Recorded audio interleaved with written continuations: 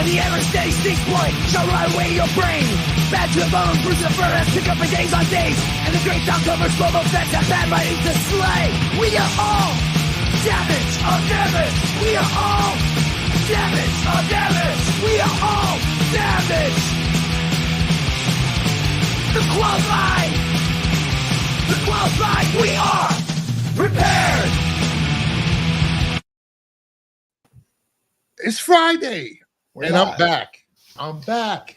Back in a flash. Back in a flash. No pun intended. Like a bad rash. Welcome everyone to another episode of Qualified. Dom has been suspended for his bad takes on Star Wars. No, Dom will hopefully be squeezing in here a little bit later. He's on the road, so hopefully he'll get back here. We got a new outro for you today. So if you stick around to the end, you'll be able to see this new outro that we have in honor of Dom. So it'll be good times. So we got Joe's dueling. We got Styxboy making an appearance. He doesn't have to go to a prom tonight. No proms tonight. No. We're in the middle of a summer vacation still. And I am Brucifer, and we are here to have some fun apparently tonight. Maybe fun. Yeah, absolutely. Why not? Talk some comics, talk some movie news. Who knows what happens? No spoilers. Random. Yeah, no spoilers. No spoilers. Spoilers? What spoilers for what? Streaming shows, I'm like, screw you. It's a half-hour show. You can deal with a spoiler. But crowded movies, I know some people wait a little while, so we'll hold off on spoilers for certain movies. But, all I know is going to movie theater sucks. Yes, it does.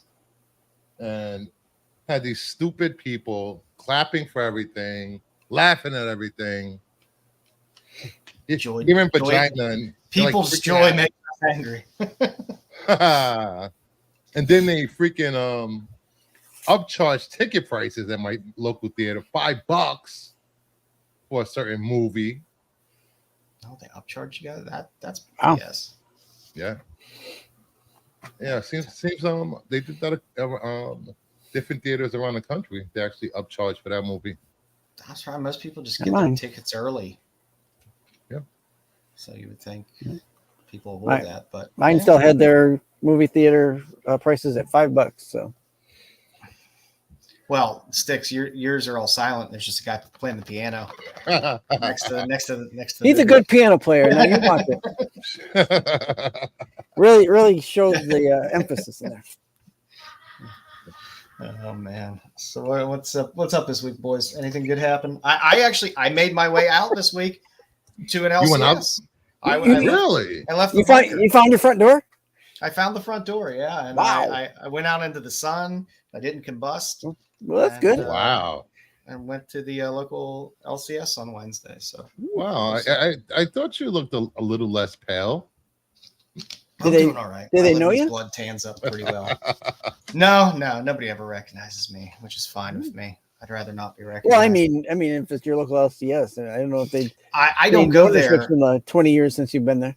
I don't go there very often because all they really have is they have new books, which is nice, and then they just have like a handful of short boxes, which is just stuff that's come out like in the past year that they dump in short boxes, which is just overstock. And they have some slabs here and some wall books, but there's no digging there or anything. Yeah, they were actually in nickel cosmic. I get most of my stuff, from Pool Lists in the mail bi-weekly. So I normally don't go to pick up new stuff, but I felt there were a couple things I wanted to get that I kind of wanted to fit gap into the collection that came out this week that I know I didn't have on my pool. Cool. So it's nice to get out especially on New Comic Book Day, see what people are picking up and what people are. I actually took a road trip to visit Max from Movie Madness Entertainment. Back in my Pittsburgh. That was fun. Yep, I saw that video. To go to New Dimensions and dig through the myriad of long boxes that are not sorted in any reasonable way, shape, or form. It was like it took me like 10 minutes to actually figure out where I was going to start digging. I was like, where do I start? Which room? Where do I go? I started at the beginning, and I work my way, and then the next time I go, I just start back up where I was before, and I just because it's a crapshoot there when it's just everything stuffed into boxes and you never know what you're going to come across. Mine's got like 10 long boxes and that's it. And then they keep rotating the stock. I'd is still good, Cosmic. Even though the owner passed, he passed the store on to his employees. But Ides is great in Pittsburgh, especially because you can get music there as well. But their basement has great back issues. I will say this: New Dimensions, their wall books were expensive as hell. Yeah, it's not a wall book place. It's a digging place. Yeah, they wanted $80 for a Mr. Monster #2. I was like, what? That's a $30 book. Come on, 25 on a good day. But like I said, places that don't have a huge, because they don't have a huge bunch of wall books. They have some behind the counter and some on the other side. But that's why. When you walk into that room that has like, I don't know how many I estimate how many long boxes are in there, because it has to be 500 plus long boxes at least. It looked I saw the video and I'm like, I probably would have had to go in the beginning of opening. I'd be there to close. It's rough. It's close to my parents, so I normally stop there every time I go home. I spent like an hour digging, probably hour 15 minutes, and I was covered in dust. Yeah, I was covered in sweat. I was like, my God, it's so hot. Was it this hot in there when I came in? Like, jeez. I've always lucked out. I've always found some fun things in there. Just digging through the dollar boxes. There's nothing that's like gold. Yeah. But good little books, good run fillers, good covers. I ended up picking up about 100 books from there. So I want to, between now and Baltimore, I'll probably give some away, give some out in Baltimore. I haven't decided yet. So fun times. I want to share the wealth with the viewers. Excellent. Well, let's see. What a guy. Who's in the chat today? Who's in the chat, Bruce? Who we got with us? We got GT Comics. Of course, first as always, we had Pete in the chat. That was that was you. We got Jeffrey Fonzo. What's the Sticky Goose video? And GT Key put that up there. Any thoughts on the Sticky Goose video? Well, he said Stick Goose. I figured he meant the Sticky Goose. Sticky Goose Comics.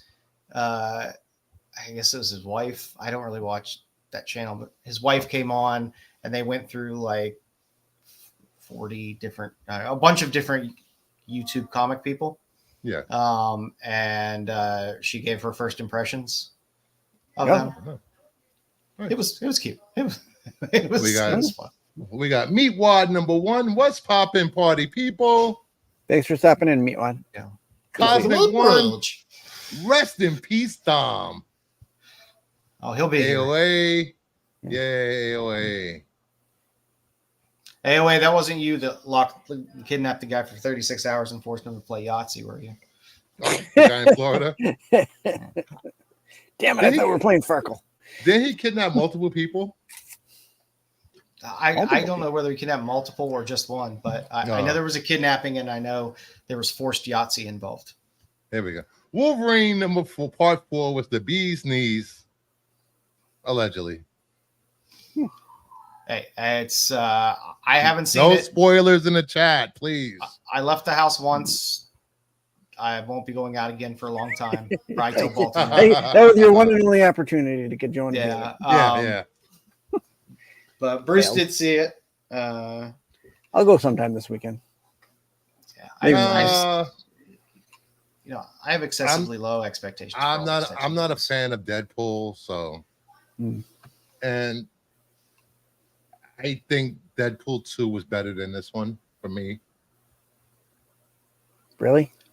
Yeah. So I'll give it like a 6 or 7. That doesn't leave me thinking very highly of it, but I'm still gonna go. I'm very. I'm not saying don't go. It's a fun watch, but don't expect a great overarching, huge extravaganza. Oh story. no. No. Well, it's a Deadpool movie. I'm expecting it to be just a fun movie. Fun movie, a lot of chaos, a lot of jokes, probably said over and over, probably too many times, but still just a fun movie. And there's nothing wrong with going to a movie and just having fun. Everything doesn't have to be War and Peace. It can go to a fun movie, and that's okay too. Here's the big question. I guess we'll ask Bruce. Bruce, did you come away with a bucket? No, I don't have the nearest IMAX is in the mall. They didn't have any kind of bucket, not even the little metal. They didn't have bucket? anything. My movie theater sucks. Wow. All they had was a $5 upcharge. Yeah, at least you got that. Something. I don't know. I don't know.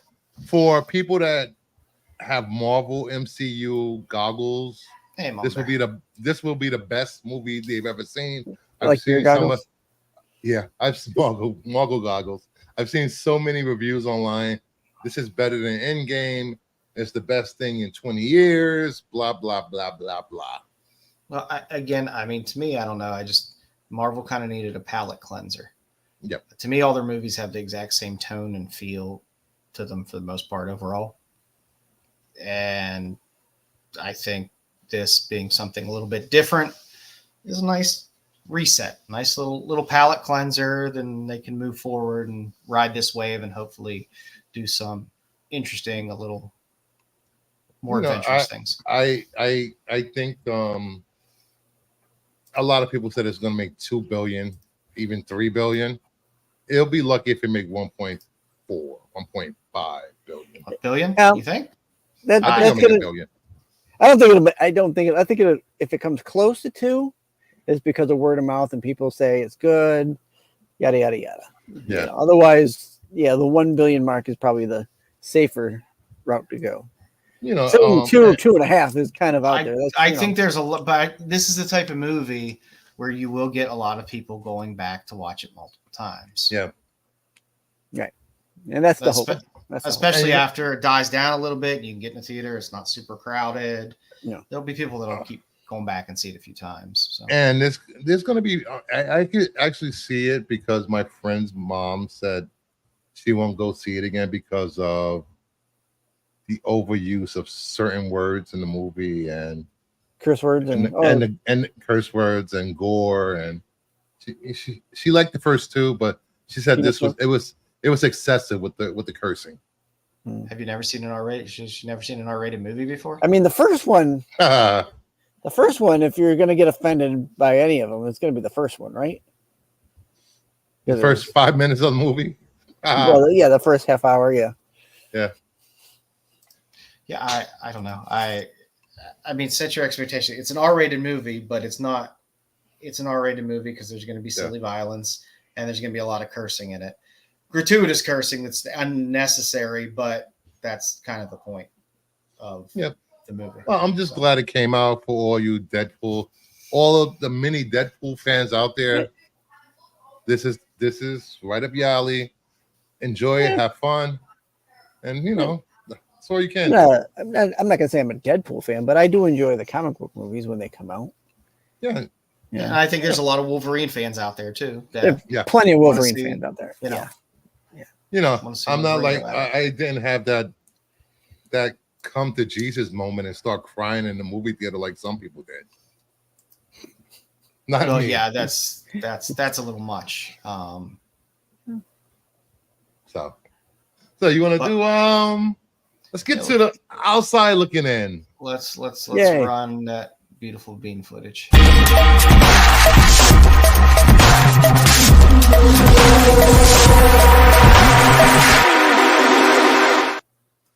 All right, first up, we have Prelude to Dead Corpse, number 3, around 20 sales, average $25.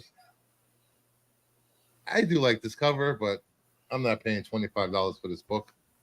Yeah. I'm not a big fan of C&D level characters and speccing on books for those reasons. But this is what's his name? Dogpool first appearance, right? Yeah, Dogpool. Yep, right there on the cover. Yeah, it's they like the character. I wouldn't. People like the character. Guess. Yeah, I guess it's a cute little gag, but sidekick animals normally don't get a lot of money. I mean, I'd rather have Jeff the Landshark's first appearance than Dogpool. Was that West Coast Avengers number 5 or something? Yeah, I think so. Oh, they just announced a new West Coast Avengers book today at San Diego. Yeah, I know Disney's not going to do nudity, which is my only reason for seeing an R-rated movie. I can care less about violence and cursing. What are you going to do? Cosmic said he cried. I cried with my popcorn right now. I was like, no more popcorn. Yeah, I that's why I can't go to the movie theaters. I don't like people's joy or sadness around me. Prefer just to watch it in the privacy of my own home. And God, I don't know. It wasn't even a long movie, and so many people kept running back and forth to the bathroom. I'm like, what's going on here? How many people had their phones? Actually, I didn't see anyone with their phones actually. Because that's one thing that drove me away from theaters. You're sitting there and you just start seeing phones light up here and there. That always bothered me. Quiet, I'm trying to take a call. Too many distractions. No, Mom, I'm not picking up the butter. I'm FaceTiming in the theater. Look at me. Oh, yeah. There you go. But yeah, I mean, like it's not unexpected to see this book there, especially this week. We'll see where it goes in the next 2 weeks. Yeah. As you know, as you guys saw, there was quite a few Deadpool related books on the Hot 10. Yep. Yeah, I mean, 20 sales is interesting for the fact that many people were buying this book for an average of $25 is interesting. Good luck with that. Yeah. But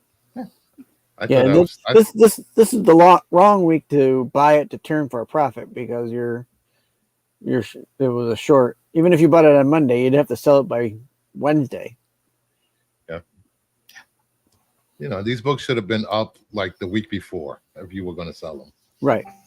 Yeah, it wasn't like it was a surprise that he was in the movie. I know. It was in the chat. All right, what we got up next on the old list? We have a message from Tom Tober. He said that the link isn't working for him. Oh, jeez. Somebody send him the link, please. I'll do it right now. Is it his internet? No, who knows? Got to get off that stream link or whatever it's called. He still has the AOL disc. Somebody please send him the link. I sent them the link. Okay, good. All right. Next up, we have Wolverine 88 facsimile 1 in 25. Around you can actually make out what's going on the cover as opposed to the original. We average of $35. Still an ugly cover. I like the I'm not a fan of facsimile 1 in 25s. No. And I'm also very much not a fan of calling it a facsimile because that's not a facsimile. That's not the original cover. Therefore, it's not a facsimile. It's an additional printing with a different cover and a ratio. So that's my 2 cents on that. Mama Bear says she's going to record a video. She got a couple of packages in. I sent her 2 packages to Canada. Yeah. Joe is a crabby mountain hillbilly hermit. Damn straight. He's our crabby mountain hillbilly hermit, damn it. Damn straight. Yeah. Mama Bear deserves a couple packages. She does. I agree with you. Facsimile covers should not get 1 in 25. It just confuses me. Just don't call it a facsimile. Call it additional printing. Call it a third print. I don't even know if this has. I don't even know what to call it. But call it what it is. Whatever printing it is. It's not a facsimile when you change the art on the cover. Yeah. A facsimile means it's a reproduction of the original, and that's not the original cover. If anything, it's an homage. And me and Joe don't agree on much, but we agree on this. Next up, Go ahead. We had the original on the list tonight in the Hot 10, and that book. So. I understand why that goes up between, the movie and this facsimile coming out. Facsimiles always tend to bump up the original a little bit as well. That I understood. This, good on you. Good on you if you're spending $35. Oh, there you go. Fuck you, Bruce. Yeah. What do I do? This is why I made a new outro tonight just for you, Dom. In honor of you, Dom. I got you. I got a new outro when we're done tonight. So I appreciate it. Ooh, live on location. This is why we can't be in the same stream together, because you're an asshole. Yeah, I prefer smut connoisseur as opposed to hoarder. Connoisseur smut. What do you think of this cover, Dom? I'm a curator. It's 1 of 25. Smut. That's a fucking it's a reverse of what the Deadpool and Wolverine meeting. The first, yeah. But all it is. People will like it because it's Wolverine and Deadpool. Everything's Wolverine and Deadpool. Yeah. Nope.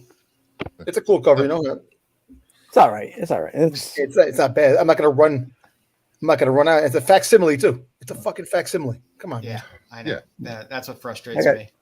I got 2 of the original. I'm good. Yeah. Oh, I got a deluxe newsstand. Yeah. I don't have it at all because I never desired to really have it in my collection. It was an ugly cover to begin with. It is an ugly cover. Dom was working hard getting all those SDCC toys. I'm jealous of Matt being in San Diego Con, man. I wish I was there. And plus what I've seen Funko wise, yeah, I'm jealous. I'm pissed too. I'm telling you, Tyson. I only saw one Funko news that I got excited about, and that was the Battlestar Galactica. That's it's the fusion. Yeah, the fusion. Yeah. Yeah, that's the only thing I got excited about. I'm like, ooh, Cylons. Well, listen, they had these box of funds that they gave out at Funko that you get either order one at home or you get the ones over there. Yeah. Apparently, one of the Funkos, the Freddy Funkos, is Zartan. I'm pissed. Ooh. And it's only numbered to 250 pieces. If I was you, I would go on eBay, buy it now, because it's going to go up insanely. It's going to go up. Yeah, I would hop on eBay just to get it because you want it. I do want it. Yeah. So they introduce a lot of stuff, man. I'm like, it looks like there's going to be a lot of good stuff coming out in the rest of the year, in 2025 too. So nice. All right. Next up, Hulk 16, average of $35. A newsstand sold for $145. First red She-Hulk. There you go. Yep. I have the regular one. I don't have the newsstand. Yeah, that newsstand is not easy to come by. I saw a newsstand. I was going to get one a couple weeks ago, and somebody wanted $200 for it. It was beat to all hell. Not for $200. When did this come out? What year this book came out? 2016? No, 2009. Earlier than 2009, 2010. Yeah, because I know that newsstands ended like in 2014, right? Marvel ended in 2015, 2016. Okay. And DC went all the way to 2017, maybe the end of 2018. I'm not too sure about that. Hey, Bruce, what do you think about the new DC logo? It's back, baby. We'll talk about that later. Okay. We'll talk about that later. Okay. Coming in here, want to spoil stuff for the news section. Been working hard all day. Dom comes in hot. Yes, you got to be careful of stealing content from Marco too. Come on. Who? Marco doesn't like a content stealing. Steal a vision.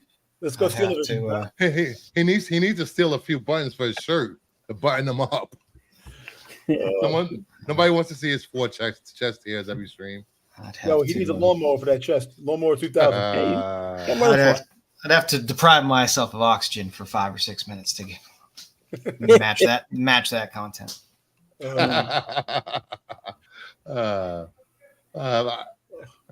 I guess people are thinking that maybe she'll show up in Captain America movie since Red Hulk is there. But hey, You know who's supposed to be Or there too? yeah, No, who knows? well, Betty.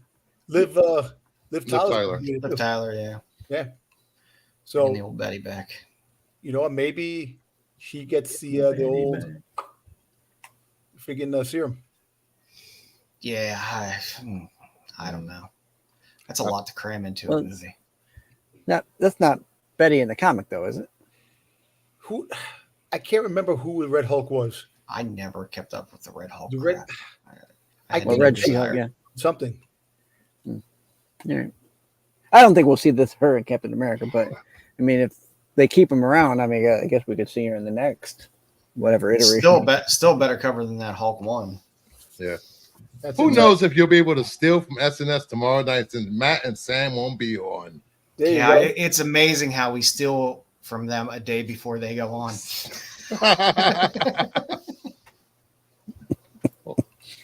We're that good. amazing. We're that good. We steal from the future. Yay. All right. Next up, Yeah, my BK. favorite cover.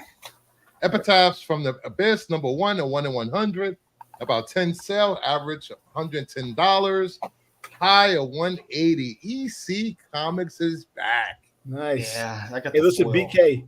Yes, my pops are rigged. They explode when someone touches them. There you go. Don't touch my toys. I love this cover. This cover is awesome. Oh, see, Yeah. Betty Ross was. You have to read to be able to copy. She was the. Okay. the Red Hulk. I told you. Don't do that. Told us that. Okay. You saw that? Thank you. Who Betty- said that? Who said that? Betty was the Red Hulk. So Thank you, Mwamba. thank you. Yeah, EC is back there, and it's not just they have a couple of these books that are coming. So keep an eye Yeah, out, 'cause there'll be some good ratios on these. I wanted this, but FOC, a lot of the stores had it for like 125 to 145, and Midtown was selling it for 90. The thing was, you had like 4 covers on this book as well already. Yeah. So people, I know at my LCS, 'cause I was there. I was just checking. I was checking volume of stuff, because they just of the new stuff that was out. There's still a lot of copies of all the open order covers there. You said there were 4 other covers. Were that like a 25%? No, 25, I know there were. I 25, know or- were the 2. I'm not sure about the ratios, but I know there were the 2 regular covers, and then you had. Foils. Never see the foil in here, but then you had. So you had 2 you had a foil versions ratio as variant. well. Okay, I And didn't know. no, these were just the open order. I didn't know if the foil open orders were. I didn't know if it was 4 open order covers, and there was like, how they usually do it, like 25% of one cover. ratios. Yeah. Yeah. So, are you doing Allocated. Styx? Are you gonna do Saturday night Styx tomorrow night? I don't know. Well, no, it's not. I'm not the only one on there. Ah. Mm-hmm. Hmm. Matt's been pounding the pavement at SDCC, so Yep. I look forward to when he gets back and all his updates. That's going to be fun. Been standing behind fanny packs. Yep. I think the last update he was Just waiting gonna in be line Kyle for Walking Dead. Yeah. Walking Dead panel. And then I think a fire alarm went off, and then everyone had to exit. So that's something. Yep. Someone burnt their con toast. And the last book on the list, Oh, quick. next number 3, volume is up. A CGC 9.8 sold for $1,300. I think last week or a week before, this was hovering between $9 and $1,100 for a 9.8. Because I looked. Yep. Yeah. So If you saw the latest trailer, you know why. Oh yeah. I mean, I'm gonna. this to move a little, but again, it's a bigger boy book, so you can get a little bit of volume, a little bit of bump.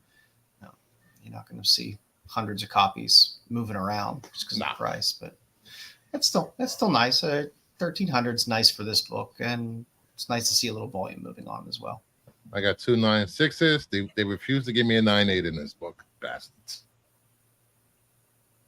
We'll be looking at some other X23 covers tonight if you can't swing this one. So Nice. So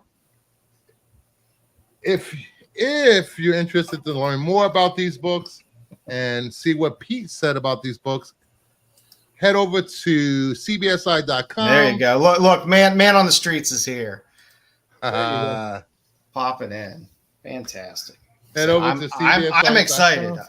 We're going to get all kinds of fun insight from Matt when he gets back, because he was popping shots from all over the place there on all those panels. So, hey Matt, if you hear me, see if you can get a sneak off.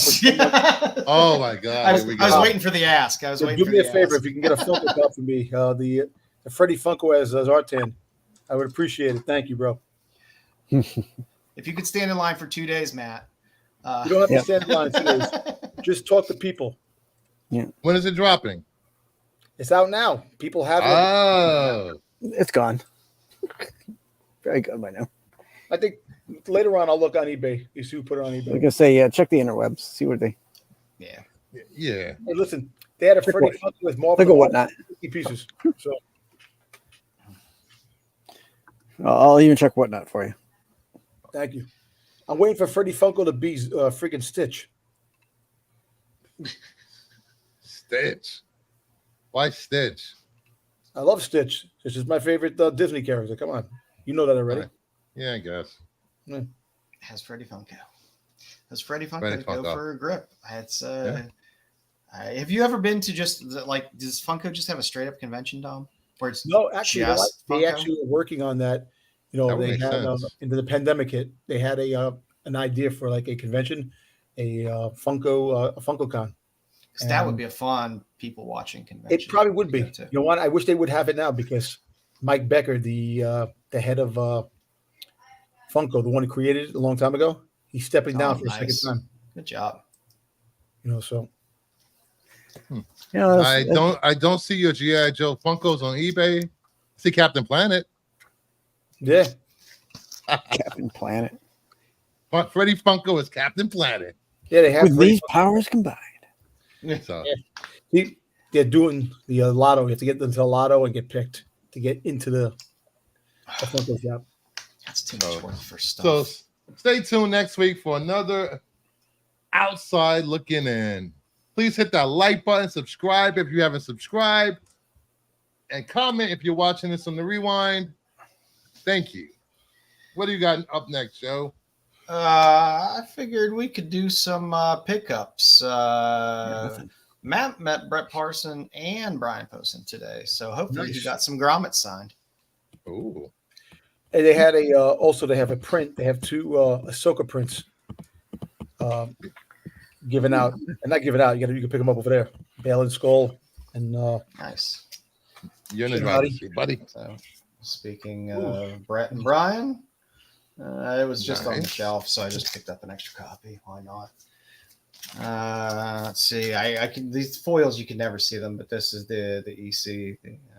The gold foil. The gold foil. Another foil, which I had to cover up because it's kind of hard to see, and it's probably a good thing. You covered a nipple. Okay. It's Warren Loudgun, honey.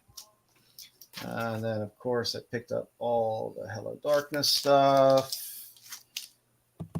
Yoink. Prison. Nice. There's the decal. It says Michael. Why not? They had it sitting on the shelf, so there was no reason not to buy this. I got the other copy, but I didn't have the Mac, so the Mac Barfly. Udon. Can never go wrong with Reek. So yeah, you knew something special. Yeah. It was one that I realized I didn't have on my pool for some dumb reason, so pick it up. Zartana. Zorana with the hat there. She didn't have the hat on the other one, right? No. This is just the Errol Diaz. I mean, it was different because she had a hat on. When Joe shows his books, it's rated R. When everybody else shows his books, it's PG-15. Yeah. Nice House by the Sea. The follow-up to Nice House by the Lake. I like this cover. I like landscape covers. A series that I'm excited to get into and start reading, The Addiction. There's a nice art trim cover on that. Nice. And then there was a black and white variant as well. That I did get this. I'm not paying for the 1/100, but Yeah. I did get this, and my QR code works just fine. If you're not familiar with those new X books, they dump a QR code in them at the end that gives you a bonus page, which tends to be a bit of a spoiler page. People had issues with some of them working. I had no problem. I picked up a couple of these. You got them. And then a couple, a triple of the other variant that has the Japanese variant. The Japanese trade dress on top. Yep. That's Just good. I got some. Yeah, the Berg did look cool. Cheeky Beach Party. Oh, nice. very cheeky. I always buy some Luana Vecchio whenever she does a cover. I love Luana Vecchio. Only friends? Especially with there's feet on the cover. You betcha. And I got, let's see, we got a few of these, two of these, 6 of these, some Zerdy, some more Zatanna, some more Zatanna. I like Zatanna. I think we know. Finally, some more Zatanna. Yeah. That's the minimum trade dress, right? That's the minimum trade dress. I'm still waiting. My ratios are still in the mail. Supposed to be coming, but now these are the ones you got at the LCS. You got all those at the LCS? No. A lot of this was mail in. The stack of the new stuff was. Oh, look at that! The man, the legend, Jedi Johnson. Welcome back, man. brother. What's going on, guys? You guys hear me? All right. Oh yeah. Getting the band back together. Hey, Jedi. What's going on? Like you sound like you just woke up. No, just got in from work. I was listening to you guys on the way in, and Bruce, you need to get a new theater. I don't understand why you let them do. It's New York City. Don't they have like theaters on every block? I mean, why are you going to this shitty theater? I don't live in New York City anymore. Oh, I live up north. Hear that, Dom? He washed up. He's up here in the sticks. I'm up there with Styx. You didn't give anybody any guff during the movie, Bruce, because of their. I don't care. So I don't know if I'm going to go see it. I normally go see this movies with my youngest son, but he's actually in Canada, and I asked him. I was like, "Hey, he's up there visiting his friends." And I said, "Hey, you guys going to the movie?" Because I figured it was like mandatory in Canada that you have to go see this movie. Isn't there a national holiday for Wolverine? Yeah. Two Canadians in one movie? Oh yeah. He's like, I don't know if we're gonna go see it. I was like, you need to make up your mind because I got a weekend to plan. So I'm a busy man. My calendar fills up. Yeah.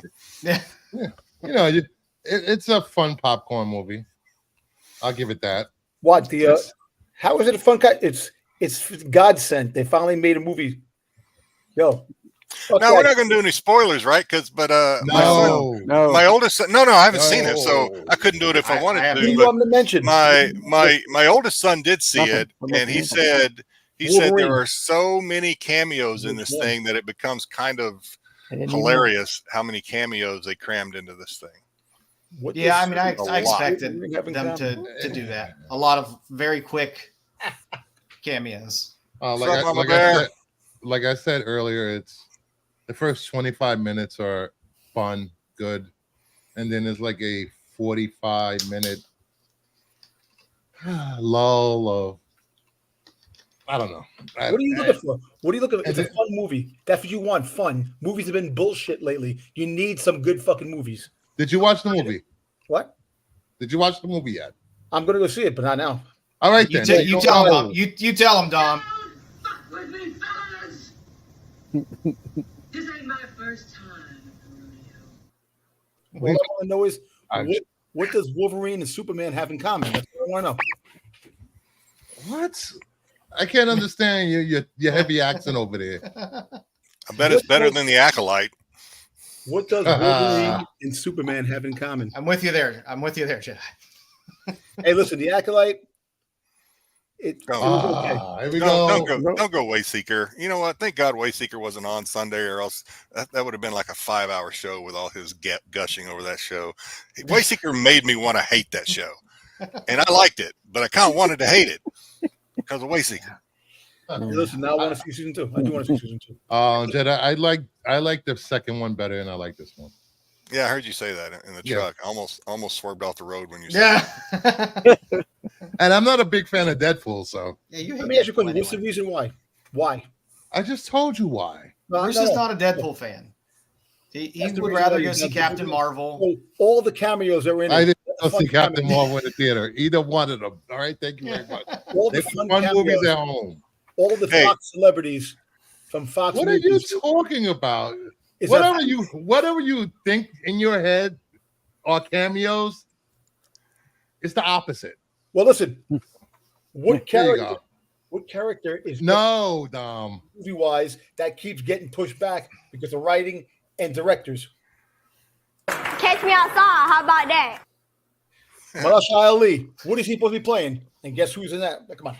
What is Hey, I had my son, my oldest son. Actually, I was listening to you guys in the truck on the way home. My son called, and so I talked to him.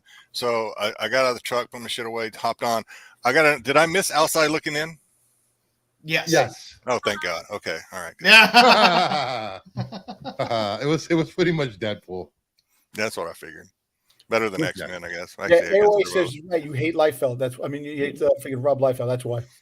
Liefeld sucks. Joe, every time you play that clip, she makes $5. Just saying. Yeah. Are you finished with your book show? Yep. Who wants Anybody to else go? got any? Bruce, I got nothing, but I was going to tell Dom that there was 2 Zartans on eBay right now. Oh, there you go. How much? All right, get some popcorn. One was 5, and the other one was Here, 7. just start running through them, Bruce. Guess 'cause I what? know You got a huge stack. Those two people who are selling on eBay for those prices can lick my nutsack. If Bruce first starts going through those 100 books he picked up, then I'm I'm gonna. not going through the whole 100. All right, let's What, go. what gems are in Just in choice 50. Wait, it's still doing that without the. Yeah. there? That's weird. I forgot to turn off the green screen. I was going to say, that's a weird variant you got there. Well, that's even worse. All right, what? You're a moron. You see? Morons everywhere. I turned it off. What the hell? There we go. All right. I think Bruce Fur is a green screen. I don't think Yeah. he's. He's not real. not a real I person. think he's really there. Popeye, more Popeye. It's like Max Is Headroom. there any of Popeye. none of those are the 1 in 10s, right? They're just No. Yeah. Old man, Batman, Another old man. some Buffy, Spike, Another old man. Iron Man, You just got Popeye, X-Men, Flash. I came across some DCUs. Nice. I You missed got out the on a couple box for for you, DCUs. Bruce. I know. Teen Titans, Teen Titans. Green Lantern, all new X-Men, Uncanny. Joe's favorite character, Animal Man. I love Animal Man. That raptor on the cover? I don't know. This one? It's like I Raptor don't know. from G.I. Joe. Old Man. Some more old man. Old man. It's pretty cool, I figure. Bruce likes old men. That's why you're on the show. Youngblood. Not gonna deny it. Xena. More Animal Man. What'd you say? Batman, Superman. Xenon. What the hell? Xena. Oh, Warrior they said Xena. Xenon. Warrior Princessy. A little runner, Green Arrow. Not even a good runner green arrow. All right. Most of these are being given away to the viewers anyway. The problem is when you're digging and books are For them only to keep $1, warm during the winter. you tend to grab anything and I was everything. gonna that say, even mildly I think he appeals got- to you. I think he got some of that dust in his eye when he started pulling his books out You there. got Alright. just some good fireplace starters right there. Not this week's pickups. The Turtles. I got Oh, two you got copies yours of too? each. There you go. Yep. Copycat. That was, Yeah. I got the Detective Comics in 87 and 1 in 25. What a weird cover. I love It's this a weird cover. cover. What a weird cover. Channel. There we go. Yeah. That's a 1 in 25. Yep. Hello I Darkness. still can't believe they did that with the minimum trade dress and then the 1 in 25 that looks almost exactly the same. More Hello Darkness. Hello, Darkness. Now you got the Mocha. Yep. Hello, Darkness. Prison. Flash Gordon, the Panosian. Oh, I got that one over here. I got the. I don't got the book, but I got the signed. And my last Raz win. Yeah. I love that the cow cover. Another one? Or what? Oh, yeah. Yeah, the Secret Wars. I thought it was slabbed. What happened? It wasn't slabbed. It was signed. No, I thought it was slabbed. Might be a 9.8. And that is it. All right, Styx. I got nothing. There you go. Dom, you get nothing. Away. You're away. Yeah, you're in hotel land. Yep. You didn't get any packages at the hotel? Come on. Speak ahead. I'm pretty sure he goes down the street and get a package. I was only going to show.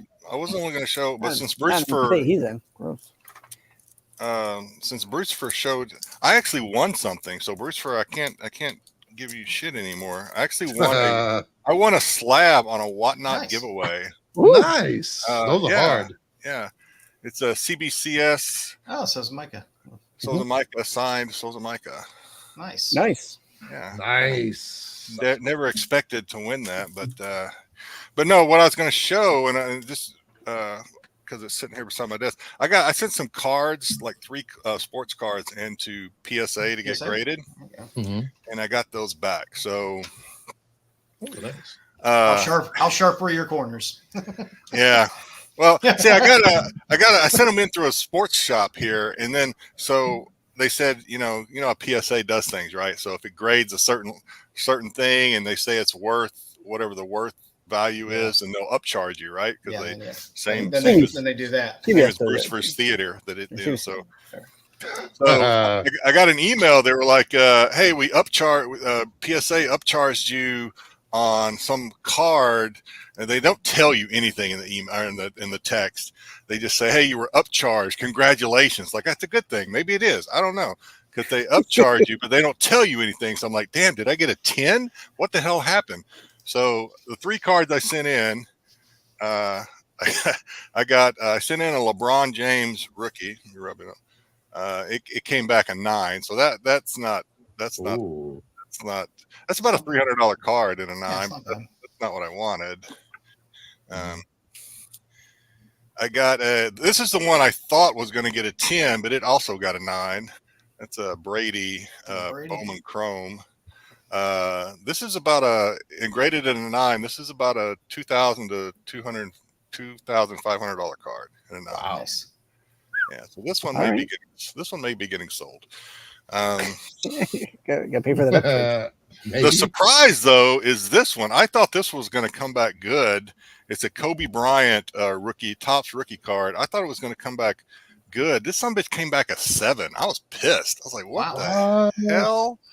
It's well centered. You know, I was like, not that I know about it much about cards as I do about grading comics, but I was Jedi, you know what it is? If it's a chrome card, it could be scratches on the front. That's why this isn't a chrome card, though. Nope. This is a paper card. Yeah, there is a chrome version of this, but this is the regular Topps. But it came back a 7. I was kind of bummed about that. But anyway, that's all I got this week to show. That is PSA. Nice. Congrats. You owe us more money. Yeah. CGC does that too. But that's like, PSA is kind of like CGC. They got the corner, and somehow or another they've established themselves as the premium grading company. So PSA gets more money as opposed to BGS or something. We'll see, because PSA is going to be doing comics. Yeah, we were talking about that in our chat. I was like, yeah, everybody was surprised about PSA's comic cover or comic label. I was like, it's just like their card label. I've always thought their card label was ugly as fuck, but it looks like it. It's like some 90-year-old secretary just typing it out. Yeah. Type it out and cut it with the scissors. Yeah. Let me bring this up before you start. This is the LCS I went to. This is the first room of comics. And then this is the second room. Yeah. All dollar books. I'd be intimidated. I wouldn't even start. And they're not organized. They're not organized in any way, shape, or form. They're not they're not grouped. There's nothing. It's just like you go to a box, you don't know what the hell you're going to find. Modern, old, beat up, bagged, not bagged. It's just, it's. Is it at least Marvel, DC, or is it just full mix? No, there is no rhyme or reason for the boxes. And then they have boxes on the floors under the table. Yeah, I'm intimidated just looking at your pictures. I was like, I would be like, shit. Like I said, when I went there, I started on the far right, and then when I went back again, I started from where I stopped. I heard you say that, man, but I was like, if I were you, if you were me and I was you, and we were the same, I would. If I go back to second, you understand that? You follow that research? I'm trying. Yeah, okay. If I were you and I went back, I'd be afraid they snuck some good shit in on the stuff I'd already looked at, and I'd be tempted to start all over again. So I'd never get through that son of a bitch. I'd be sitting there. I'd be like an old man trying to. Before I got out of there, those boxes are so stuffed. I'm like, they're not stuffing shit in there. So I just keep going. I mean, there's no way to get through all of that in any reasonable time.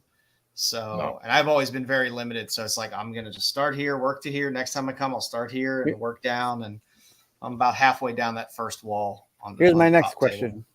Bagged or boarded? Half bagged, boarded? Loose? Depends. Most are loose. Yeah. Depends on when it was put in the box.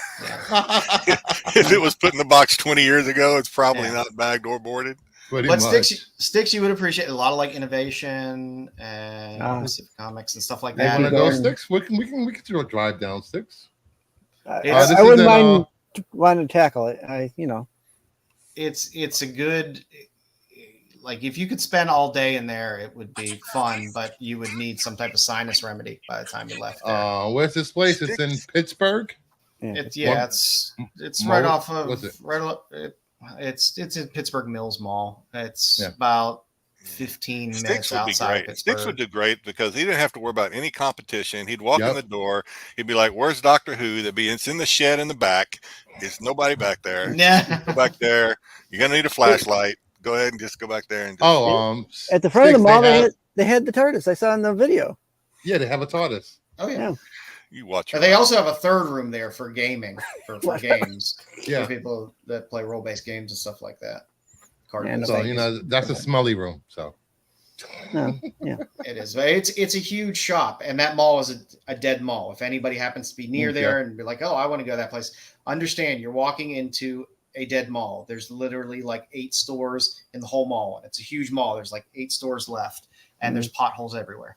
I just had a really good idea for a comic book store. What if it was a comic book store of nothing but like bathroom stalls, right? And there was like they had like holes cut. Don't get nasty, Don. They had like holes cut, and they had like those rollers. Like those rollers people use to when they unload trucks. Those roller things. They just had these rollers going. Yeah, so you just kind of roll the boxes through. You look. And then the dude's like, "Are you done yet?" You go, "Yeah." You just kind of push it, and then the next one comes. You just kind of all while sitting on the shitter. So you're gonna have bathroom stalls with holes while you're sitting and going through comics. You're gonna have something like this happen. The places that Brucifer's gone to, glory hole places. For speaking from experience, I don't know. Pickle Parks. He knows that by heart. You see how. He took me to the one on the turnpike that one time. He was a pro. You'd have to have some hand sanitizer though. You got to, it could get baby wipes. It could get sticky. He was a pro with that. So, no, thank you. No, not a good idea. All right, back to the drawing board. All right, I'll keep trying. I mean, why'd you have to get Dom started? Rile Dom up. He getting all excited about glory holes. All right, I'm getting excited. You're from the glory hole days, man. What are you talking about? What are you talking about? You show me where they were on 12th Street and Avenue A over there. How do you know about those places? I've never heard of those places before. You know what? You look right there. What are you talking about? Nothing could be worse than I watched those dead mall videos where those guys go in abandoned buildings and abandoned malls and stuff like that. Yeah. And he was in Baltimore and he decided to go into one of the peep show places. And if you've ever been to Baltimore, there's a block. There's places there. He went in there and was filming and had a black light, and it was like a murder scene. It was the grossest thing I've ever seen in my life. Yes, it was quite awful. You'd be amazed. People have Yeah. some accuracy and non-accuracy and velocity. Shooting for distance, are they? And some people don't, right, Styx? That's how we Hey, try and trying. No, it wasn't. It wasn't. It's not the Dawn of the Dead Mall. That's Monroeville Mall, which is slightly opposite direction. At the other side, Far towards away. Scranton. No, it's right outside Pittsburgh. It's about 20 minutes outside Pittsburgh. But I mean, it's going towards Scranton that way, going east, right? Yeah. It's in Monroeville. So both this store and Monroeville Mall. If you ever go to Steel City Con is right next to Monroeville Mall. But this weekend or next? So if you happen to go to Steel City Con for any reason, this weekend, just know that you can go down less than a half a mile down the road, and I want to go. You are at Monroeville Mall, and I think they still have the museum in there for the Dawn of the Dead. But you can walk through, and the mall still looks very, very similar. So it is fun if you've never. I picked the wrong weekend to go visit Max. I should have visited him this weekend. I didn't realize that Steel City Con was this weekend. Steel City Con's a decent. It's a decent con. It's not a bad con. All right. This week, I decided to just create my own magazine instead of grabbing covers. So, hey, Tyson, I'm sorry, Tyson. I'll tell you what. Just go on Brucifer, igobbledagherkin.com, and you'll find a bunch of pictures there. What? What a turkey. Or you can head over to Dom's IG page. Snowballs are free.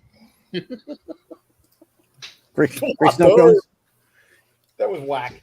I know it was whack. Even I know, I was like, I'm gonna move to Malibu Beach, shave my pussy, learn to surf. Shave your pussy? Why are you gonna shave your pussy? So I can surf faster. That's how I felt about that interchange. So this week on Comic Now and Later, I figured I'd add a couple extra slides for some of the exclusives that came out at the con this week that caught my eye. So on the first slide, we have a Chitara. We got an Art Adams. There's a color version of this as well. But Art Adams con exclusives tend to do pretty good, and there's a lot of Art Adams fans out there. she does like Beyonce. There have been a lot of good Chitara covers, but this one's pretty nice. There's been some pretty bad ones too. So if you're an Art Adams fan and you like the Thundercats, it's a good cover to have. Mark Brooks did a series of these Hot Rod Girl for X-Men 1, which is a fantastic cover. There's trade dress versions of this as well, but the Virgin is quite sharp on the black background. Is Lockheed wearing a Letterman's jacket? I think he might be. That's great. I like that. But it's a good cover of some of the X-Girls in Rockabilly Glory. So it's a good one. It's a good one to pick up. There's also a Dan Panosian, which I can't pass up. So Godzilla, Here There Be Dragons #1. It's a fantastic Godzilla cover. I saw this in black and white. I saw this in black and white first when you showed the initial art that he was working on, but it looks really sharp. This is pretty cool. It actually, when I first saw it, I thought of Land of the Lost.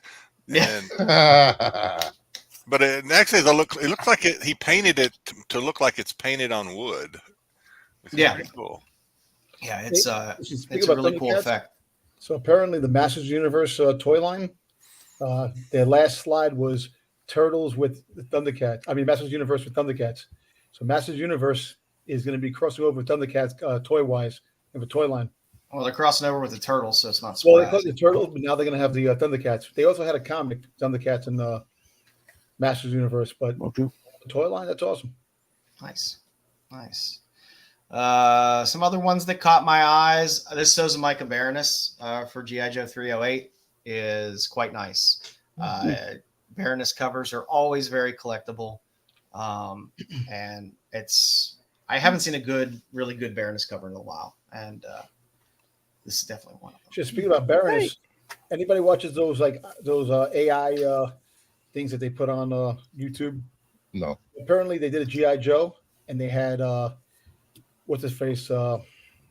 Megan Fox as the Baroness. Oh, I can't deal with those thumbs. I'm waiting for you to Those post toe it on thumbs IG, kill me. Dom. Those toe thumbs kill me. Huh? I said I'm waiting for you to post it on IG for me. But you won't see it because it'll be merged in between 17 other posts. I'll have to find it. Lyrics had a nice Virgin variant for that Spider-Man Ghost Spider-1. I don't know. I dig these just white background pictures when the art of the character is good. It's pretty nice. It's a good one if you happen to bump into her as well to get signed as well. And this Berserker, this Fallen Empire pen and ink was just a badass cover. That it's an ultraviolet spot gloss Virgin variant, whatever the fuck that means. But it was a nice cover. I have some Berserker books. I fell off of it because they printed like 3 million of them for the first issue, and then I kind of fell off after that. But, ultraviolet spot gloss. Yeah. Shine your blue light on it and see what. I don't know what goes on with that, but it is an amazingly beautiful cover for pen and ink. And last on the stuff from SDCC that I liked, I did like the Hello Darkness one, the SDC 2024 previews, the foil Virgin variant. It was a good cover. Jay Lee also did a cover for Hello Darkness 1. And it's a foil variant, which is pretty sharp as well. I just like any of the EC homage style covers. And last but not least, I like the X-Men one, the Trinity Comics Ari Granoff cover, the Nightshade Virgin variant. So it was a good magic on that cover. Nice. Magic's been hit or miss on some of those covers lately, but yep, seemed to be a winner for me. How limited is that San Diego preview foil? I don't know. There's a regular one too, though. There's a regular one that either has a trade dress or is not foil as well. Trade dress were on that. Yeah, well, the trade dresses that they've been doing on Hello Darkness are small. I think I don't think it has. I don't think it has it. If it does have a trade dress on it, it's just like this really small little. The trade dress. Oh, it's well, the foil is limited to 500, I think it looks like. That's probably, and the non-foil's probably 1,000. That seems to be the way they do it. They've just it's 250 for the foil and 500 for the trade. Yeah, trade. There's a couple up on for sale. It's a good cover. It's a good cover. And looking into the future. We got the Zatanna cover, so the Zatanna Bring Down the House 5, the Oscar Vega variant. Wow, her in a red outfit. Yeah, I like that with the burning heart and Zatanna in red. It was nice, but I have a Zatanna problem, so I'm a little biased. Would that be considered a red dress distress cover? No, it's not really a dress.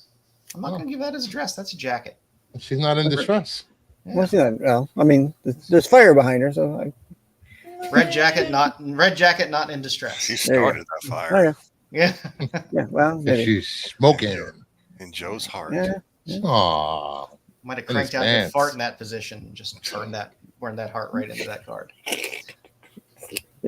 Next up on the list, the DC Horror Presents number 1, the Francavilla It's a variant. homage to the movie Ben.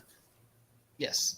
You ever seen that movie? The two of us will be I like Francavilla covers. I know his art can be a bit of an acquired taste, but I like the DC. I like when DC goes back to horror and we'll run a little series with horror stuff because they always tend to have great covers and pretty decent stories as well. And next up, Babs number 1, the Amanda Connor variant. This is a Garth Ennis book. So Garth Ennis writing barbarian style comics is good enough for me. It's from Ahoy Comics, so it's a small label, so it's not the easiest thing to probably find. So That's something to look out there for. I like Garth Ennis stuff, and like the sword. This was definitely one of the best covers on there. And I love Amanda Connor. I like seeing her do stuff on indie stuff versus, DC and stuff like that. That's what we got for this week. Nice. I wanted to briefly bring up the Ringo nominees because I don't understand the Ringo nominees. Okay. I was a little thrown off and confused by the nominations this year. So for best cartoonist, writer, and artist, 66 Shark Teeth, who I'm not overly familiar with. Wow. Kay O'Neill, Ed Piskor made the list. Jeff Smith, and Jillian Tamaki. So I guess I don't know. I felt the same way about writers. Dan Abnett. I'm Brubaker, sure. Put Brubaker on everything. Because Brubaker can spit on a piece of paper and will read better than most stuff that other people are putting out. Tom King, Mariko Tamaki, and Kit Trace. I was surprised Tom Taylor wasn't on there. I was a little surprised with that list. It didn't do much for me. Every time I think I know a little bit about comic books, I see a list like this, and I only recognize like 2 names off this list. But don't feel bad. I felt the same way as I was going through this, and I buy a lot of indie shit, and I was just like, I'm surprised they put Ed Piskor on this list. I'm not. I'm not surprised that they did that. I think once things cooled down a little bit, people were more willing to come out and be like, yeah, he was good at what he did. What happened was extremely, extremely fucked up. And, I think people can go back to respecting his work as an artist, as a cartoonist and appreciate his work without getting shit on by certain subsectors of the industry. It takes a lot to separate the artist and the art that he does. Yeah. And you have best artist or penciler, inker team. Elsa Chartier is great. If you like Bruce Timm style stuff, stuff like that, and Darwin Cook style stuff, she is fantastic. And then the rest of the list outside of Sean Phillips, I was like, okay. Sean Phillips deserves everything he gets. The Zorro book is fantastic. Any of the Batman White Knight stuff is fantastic. So he always deserves a thumbs up. I don't care about letterer because other than Stan Sakai, I like seeing a shout out to Stan Sakai. I don't know anything about the different letterers because I never pay attention to who letters a book. Yeah. In most cases, outside of Stan Sakai, because he letters. You're not going to vote for Stevens Cock? No, I'm not going to vote for Stevens Cock. But what? Even with colors, like I know Jordy Belair does a lot of stuff as well, but I'm going to go back after this and look through a handful of these and see if I could pull out some of their stuff. But what threw me off for cover artist, I was surprised. And Bruce, if you have something like Comic Geeks or Evan, pull up Colin Griffin because I didn't look him up. I'm not overly familiar with Colin Griffin, and I feel bad. We're on a comic show. I mean, I understand Lotte being on there. I love Lotte. I don't understand Dan Parent being up there because really, it's a lot of derivative Archie stuff on exclusives. Chris Samney's been doing a ton of work, and I do like his work as well. Sienkiewicz can always be up there, and that makes me happy. I was surprised to see Fiona. I don't know what else has Fiona done outside of Saga. I'm not sure, but I don't have a problem with Fiona being on there. Saga's back, so just Colin do Department of Truth. Who? Colin? Yeah, that's normally what's his face? I'm trying to think off the top of my head. Simmons does a lot of the covers. He does a lot of them, yeah. Let me see. So I don't know. I was just surprised at this list for how much good. I was surprised Penosian wasn't on there because Penosian has had pretty good run. So it was it was an interesting list. And for me, it was a list to go look up a few of these people and see what they've done, because that's what is nice about this hobby. You can stay in a little hole and love what you love, which is fine. But it's fun to expand and hear of a name here or an artist here or a writer here and discover different stuff. So it'd be interesting. So those are the nominations. I don't see much. He looks like he did a Turtles, black and green covers. He did Grindizer. Yeah, I don't have the best cover artist one kind of threw me off a bit. Like some of those names made perfect sense to me. Sam Nee's gotten a lot of work this year, but I didn't understand Parent. I didn't understand Parent being on there. He worked at DC on a few covers. Archie Did a few covers for DC. Yeah. He did Radiant Black covers. The first. Oh, there we go. Radiant Black. Rat City. All right. Well, there we go. Learn some new names. That's fun. Best series, Geiger was on there. The Night Eaters, which I think I might have an issue that floating around somewhere, but I don't think so. Phantom Road, I know I have some of that I never got into. Rare Flavors seemed to be it got really pushed hard, but I don't know. Has anyone in chat actually read Rare Flavors? I know they were pushing that book hard from Boom when it came out, but I don't know of anybody that was reading it and really talking about it much. Sirens of the City, I'm happy to see there. That's decent. And I have no clue what Tower is. Listen, is Night Eaters after midnight TV show? Night Eaters. Shut up, Brucifer. Come on. And I don't even know what he said. What do you say? Sounds like something you'd watch on USA there, Don.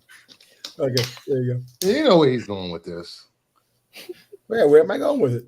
Oh, the Night Eaters. I see it now. Yeah. Okay. Yeah. All right. I feel like I'm falling behind because Styxboy caught the cock, and now I didn't catch anything. You caught the cock.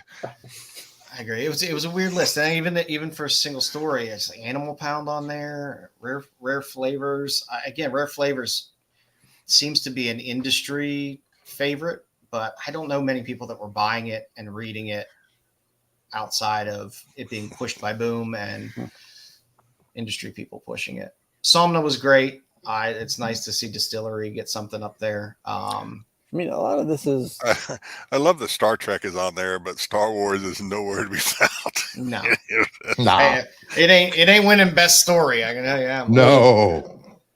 Well, I was and that brings up. I mean, are these just independent accolades, and they're going to do mainstream? That's a good point. All these are indie. Image. I mean, all these are independent. Image is there. You consider Image indie, I guess. Listen, I'll be honest with you. If they do a Star Wars book. I mean, as mainstream as Image is, it's still independent. I don't disagree. Yeah, you're right. So, I don't know. Not comic sale of the week, guys.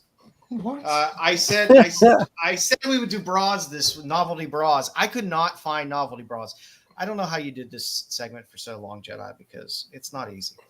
I did all the easy ones. Now you're having to Well, Don brought up bras last week. I was like, yeah, let's do novelty bras. And this is the only thing that I could find that was interesting was the Bowler's bra, the 1961 vintage Bowler's bra. Yeah. I love the art on it. I love that they still had the box for it. And it was kind of funny, so I kind of dug that as well. And it was only $30. My Lady Bowler. So, hey, $30. Like $15. $30. So I guess the novelty bras aren't really. It looks like an ample chest size. So if your lady has some ample chest cannons, hey, get her the Bowler bra. I think you might have stumbled upon an untapped market here because it's 1961, only $30 for something. Yeah. Man, that's what I thought as well. And I kept trying to tweak my search, and I just wasn't finding anything good. So that's there. So I wasn't gonna leave you guys hanging with just one thing. So I did do cereal boxes this week. There you go. So I apparently, if you find this goddamn SpongeBob cereal box, pick it up, and Holy shit! That was on 22 bids. That was on That's 22 bids. That's not even. Empty. That didn't have any cereal. Yeah, no, it's a flattened box. It's a flattened box. Apparently, That's they don't ridiculous. care that much about, condition for some of Got the this stuff. same corn seal as any other Kellogg's cereal, so he just put another bag in there. This was the SpongeBob SquarePants movie cereal box, because there are, I believe, other SpongeBob boxes as well. Yeah. But this is specifically the one for the movie from 2004. And you know what we say all the time? We're getting old as shit. There's a younger generation of people in their 20s and 30s who have money now and are getting into collectibles, and they like their nostalgia as well. And some of this stuff. When did that box end? Did that end today? No, it ended. I only asked because they did announce a new SpongeBob movie coming out. Yeah, that might be a rare box, all right, because there's probably not too many that don't have a hole cut in it. Like the popcorn bucket. I'm back, ladies and gentlemen. Feed it in. Feed it in. Now you can't unsee it now, can you, Bruce? You can't unsee it. I'm not looking at it. I'm looking at it for Bruce. Just I'm looking.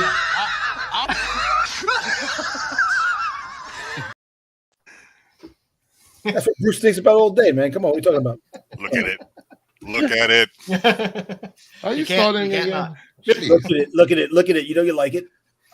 Then there was this Kellogg's Pokemon Limited foil edition from 2000, vintage sealed cereal box that went for $200 on a best offer. I saw these kind of all over the place in price, but maybe because this one was sealed, somebody paid up for it, even though the top right corner smashed to shit. But people love their Pokemon as well. Yeah. It's another one of those nostalgia things for people that are a bit younger than us. And it has a legendary Pokemon on the cover, so on the box, the bird, Archie. I forgot the name of it. Articuno or something like that. Yeah, one of the 4 legendary birds. Yeah. And sticking with that same nostalgia theme, the 2002 Quaker Cap'n Christmas Crunch Jimmy Neutron Blast Berries. Damn, that's good. Super rare used. Another flat box. Apparently that's how people send these. I mean, if you were in the UK, these would just be shipping containers. Yeah, they ship comics in these things. Yeah. But that sold for $849. Buy it now. Jeez. So apparently there's some Jimmy Neutron fans out there. This like I said, there's a lot of comics and stuff out there for a lot of these things. I know we've all seen Pony and My Little Pony and stuff like that. But those kids that grew up on Jimmy Neutron are 30 years old now. So yeah, a lot of these properties had comics that are out there. I mean, the SpongeBob comics do pretty well, but we always are thinking our 80s nostalgia of Thundercats and G.I. Joe and stuff like that. There's a whole nother line of stuff that frequently has comics associated with it as well. That yeah. We can only judge by what we like and what we grew up with. Yeah. These kids, the new kids, the black hair, so to say, they got a whole different stuff that they. And that's why I had to throw in the last box for us. Speaking of things we like, the Mr. T cereal, because that's why I had to throw in T's picture above there as well. It was great. It's still going for $379 for a box of teas. I'm just saying, Mr. T with a smile on his face is kind of creeping me out. It is. Just but still, eat that cereal, fool. Like, funny? I have a box of cereal full. The old Star Wars boxes, full from the prequels. Oh yeah. And I have a Derek Jeter full box of cereal. Woo. That when Jeter had cereal, his own cereal. And his own cereal? Yeah. Jeets. Yeah. Jeets. Yeah. Jeter's. Jeter. Charlotte. Jeet Sweets. And today, a cereal box protector. Yeah, and like I said, most of these all sell as crushed as closed boxes. So if you see stuff, flea markets, stuff like that. It's got to kill Dom that he's taking such good care of those Star Wars. Yeah. And you could have taken the cereal out of those fucking boxes and You could have slid them on a bookshelf and they would have been fine. They would have taken up this much space. Yep. Because apparently people don't give a shit whether it's. He's treated it with such love and care over the years, and then SpongeBob gets $1,000. Yeah. Tell me about it. Yo, it's like the Catch You Outside girl made what, $57 million last year? What was it, $27 million? 50 over the past 3 years. $57 million. $57 million. Catch me outside. How about that? And that dumb little prick friggin' Ryan's Toys, $37 million. You still talking about Ryan's Toys? Piece We're of talking shit. about Ryan's Toys for like a year. Yeah, I keep talking about that little prick. What's wrong with you? Poor kid. Yeah, he didn't do anything to you. Kid, He just wants to play with his Legos and make money. That, You know, be yo, quiet. he's being exploited, that kid, man. Piece of shit. Yeah, And but exploited. that's what. Well, I mean, that's what you have to expect with those That's things. what parents when are for. that amount of money is in there. That's what So parents are for. You can exploit your kid, exploit him. that's our not comic sales of the week. The week. Styx, you're up. You did a All good right. job, Joe. No, that was good, man. I like that one. I've been trying. It's been hard, man. Oh It's been yeah, I like hard. that one. No, now we're back I'm to the pulling out salt and pepper shakers. Your favorite all game, kinds of Jedi. Don't worry. crazy stuff. I We forgot did about telephones. It's this. I forgot about this shit right here. All right. This one snuck up on me. oh, you Came in got the right control. time. There you go, Styx. Yeah, I can move it here from my computer. Okay. So this week it's Name That Second Appearance. You got a series of books, all multiple choice, no true or false this week. Wait, are these going to be characters that we know? Or are you going to be like Asparagus Man or some bullshit like that? Asparagus. I would never choose Asparagus Man. I don't eat vegetables. So. No, they got the Pasta Azul sisters. Yeah, yeah, the Glumpy brothers. You know. Yeah, All right, here we go. Jedi right now. I'm fucking All right, here we go. I'm fucking dying. I'm getting there. All right. More Fun Comics, number 102 from DC, 1945. What character has their second appearance in this book? Is it Green Arrow? Is it Captain Atom? Is it Superboy? Or is it Lady Liberty? D.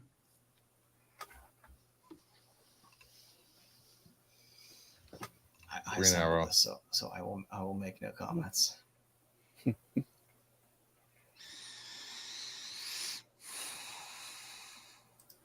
What we got? Anybody going in the chat? I can't see the chat.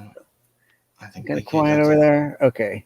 So I will tell you that the first appearance of this character is the issue before. And it is Superboy. Okay. Look, you get a little Superboy in there. Yeah.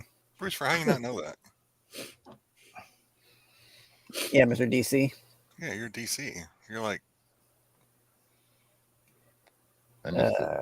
you might have lost for words. Justice League of America number 65, DC Comics 1968. What is the character that is the second appearance in this book? Lionel Luther? Is it Metamorpho? Is it Desaad? Is it Lionel Luthor? Or is it Lex Starro? Daddy. D. Starro. Yeah, I'm going to say Starro. He's the only one I know Metamorpho. I don't know the other two. I'm going to say Starro. Lionel's Lex's dad. Yeah, Lionel is Lex Luthor is dead. Yep. Are you opting out, Bruce? I haven't heard you say anything. I'm going to see Starro. Maybe he's boycotting it now. Fuck that. I am boycotting. Was it Metamorpho? I don't know. Got a It couple was Starro. Starro. There you It go. was Starro. Mm-hmm. That's a great panel. Yeah, it is a great panel. All right. Peter Parker, Spectacular Spider-Man, number 90, Marvel, 1984. What is this issue? What is contained as a second appearance in this issue? Oh my God! If I can say it, is it the second appearance of the black costume? Yes. Is it the second appearance of the Pink Panther Diamond? Is it the second appearance of Felicia in her costume? Or is it the second appearance of Peter's landlord? Where's my rent? Where's my rent, Peter? A.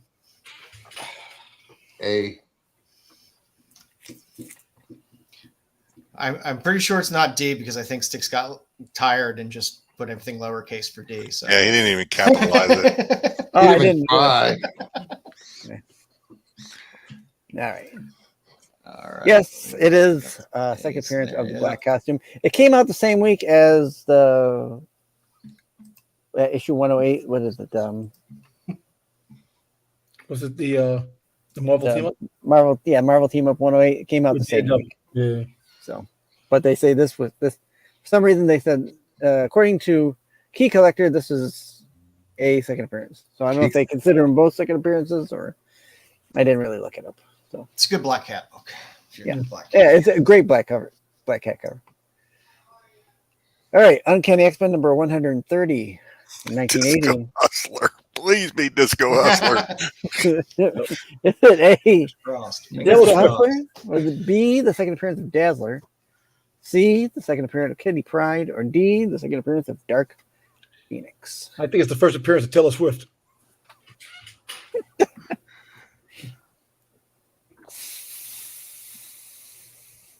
Isn't that the first appearance of Dazzler in that one? It's the first appearance of Dazzler, second appearance of Kitty Pryde. Okay, there we go. All right. Maybe. Brewster knows more about Marvel than DC. Maybe. Shocking. As much as I wanted to be Disco Hustler, I'll go with Kitty Pryde. Disco Hustler is an actual character, by the way. I'm so happy to hear that. He's getting a movie. Probably. Yes, that's C, Kitty Pryde. There's a couple panels there from that book. Love the art in that run. All right. And finally, Star Wars number 43. Lando Calrissian. What character is this the second appearance of? The second appearance of Lando Calrissian, Yoda, Bosk, or the second appearance of Boba Fett? D. Boba Fett. Too easy. Come on. I put this one in for you, Dom. Thank you. I appreciate it. Second appearance of D's nuts in Dom's mouth. Yeah. Boba Fett. And D, Boba Fett is your answer. There's a great panel right there. Thank you, Styx. Thank you so much for playing. Thank you, Styx, What for the making hell? this game worthwhile. And thank you, Dick Crucifer, for making this game worthwhile. A fire broke out at Comic. Another fire? Another fire? Yeah. Another one. Yeah. Keep burning their toes. Already one. Those fat people are getting more exercise than they've had in years. Let me see if I can. That's what I said. I read your about today was how many large carriaged people were trying to quickly make their way out of that building. I know. The reason I said I read your chat earlier. That's why I said that. It's that has to be something to watch because I can't imagine that being orderly in any way, shape, or form. In fact, just replay. How many comics are going to end up missing? Oh yeah, that's true. I wonder if it's a diversion.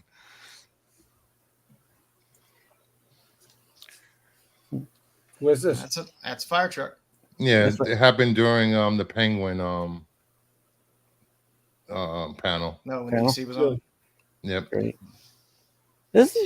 I agree. I agree, time Cosmic. At least nobody's shit on the floor yet. So that's one step above New York. Ew. When you have all that thigh friction going, Yeah. There's gonna be it's bound to be a spark. is the weather reasonable out there this week? I didn't even see what the weather was like out there. No idea. I know the heat waves. San Diego usually has nice weather. Yeah. San Diego probably has nicer weather. They're right on the bay, here in so they're Hawaii. all right. San Diego has, was it like 75 degrees in the morning and like 60-something degrees at night? The perfect weather. I would love to live there. Yeah. The weather there's great. That's all you're gonna hear. It's gonna sound like a bunch of corduroy jeans running out of that place. Ew. Be careful. Those fat people running out the food court. By the way, the final meme I guess JJ posted is it's the final little. I'm teasing the crowd. I'm teasing the chat because they won't be able to see this unless. But the final thing that JJ posted, I can't minimize my screen. I should, but I just can't minimize my screen. Now I gotta look at it.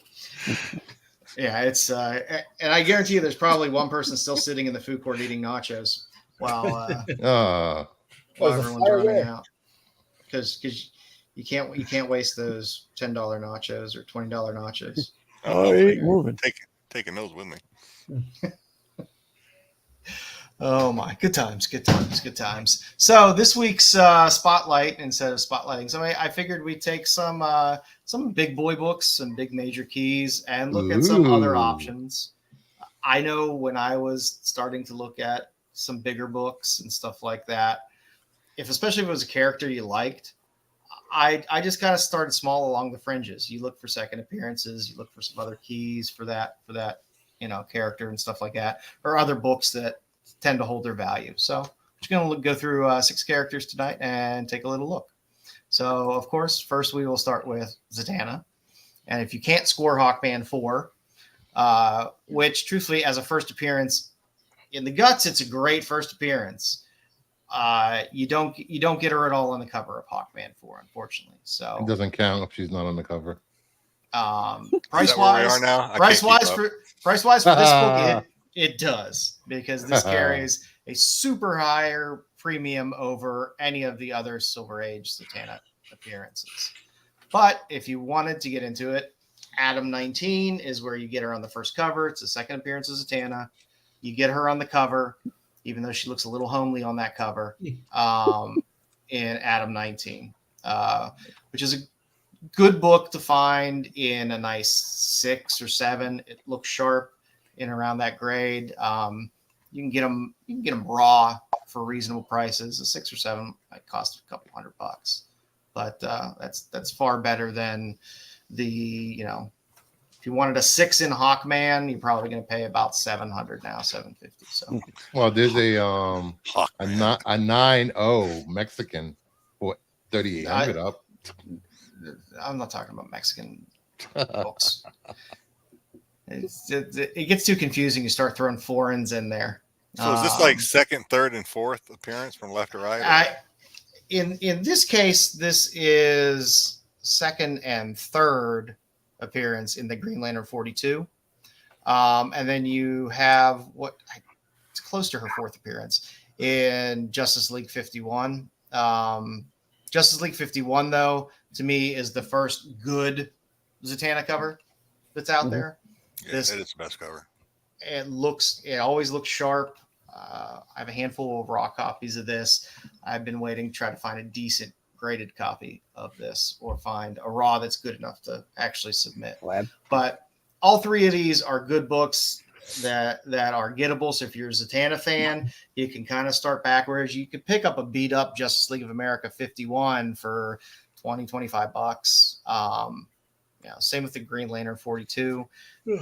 Find it for a reasonable copy. It might be a little beat up for 30 or 40 raw. The Atom gets a little more expensive just because it's her second appearance and her first cover appearance, but it is still raw, very, very reasonable book to get. And then if you want to get out of the Silver Age stuff and get some more modern keys and bronze keys, that DC Superstars of Magic book is a fantastic book. The 9.8 still goes for a good amount of money. It's $1,500, $1,600, $1,700 because 9.8s are very hard to find in this book.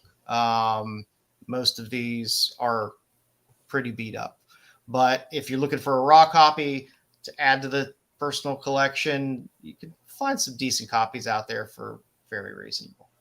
The Zatanna Boland, the 1 in 10, people always think about the Hughes covers in the Zatanna run, but the beginning of the run did have ratio covers with Brian Boland art, and they always go for a nice premium. And they're books that have pretty steadily held their value over the years. And of course, the Hughes book, you can take your pick, 15 or 16. 16, I like the cover on 15 better, but to me, 16 is a better buy because it's the last book in a run, and last books always seem to hold a little extra cachet as well. They're all great covers, but they're books you can get in on. And like I said, I worked my way to Hawkman 4 backwards. Some people like to go the other way. And I know having a book, no matter how bad the grade of the original key, is going to be better than having any of these other books, but sometimes it's fun to work backwards and start with some of the other books and then work your way to the big boy book when it hits. Also, with the big boy books, it takes patience. Sometimes with the big boy books, you want to wait a couple months, 6 months, a year, whatever, looking for that price to soften a little bit or find a good deal somewhere. Mm-hmm. Next on the list, little X23. Of course, that NYX3 is jumping up now. So if you don't feel like going out and paying, $1,300 for a book, even the raws, people sell raws in good condition for $500 or $600 of this book. You can always go to the NYX4 cover, which is second appearance. Just on the cover, it's also a good cover. That book always holds some value as well. I did throw the Delato X23-1 variant in there.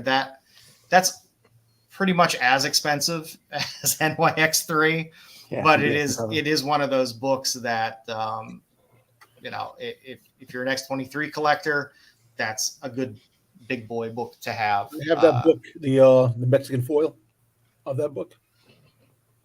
Yeah, they a lot of these they end up loving to do the Mexican foil in them.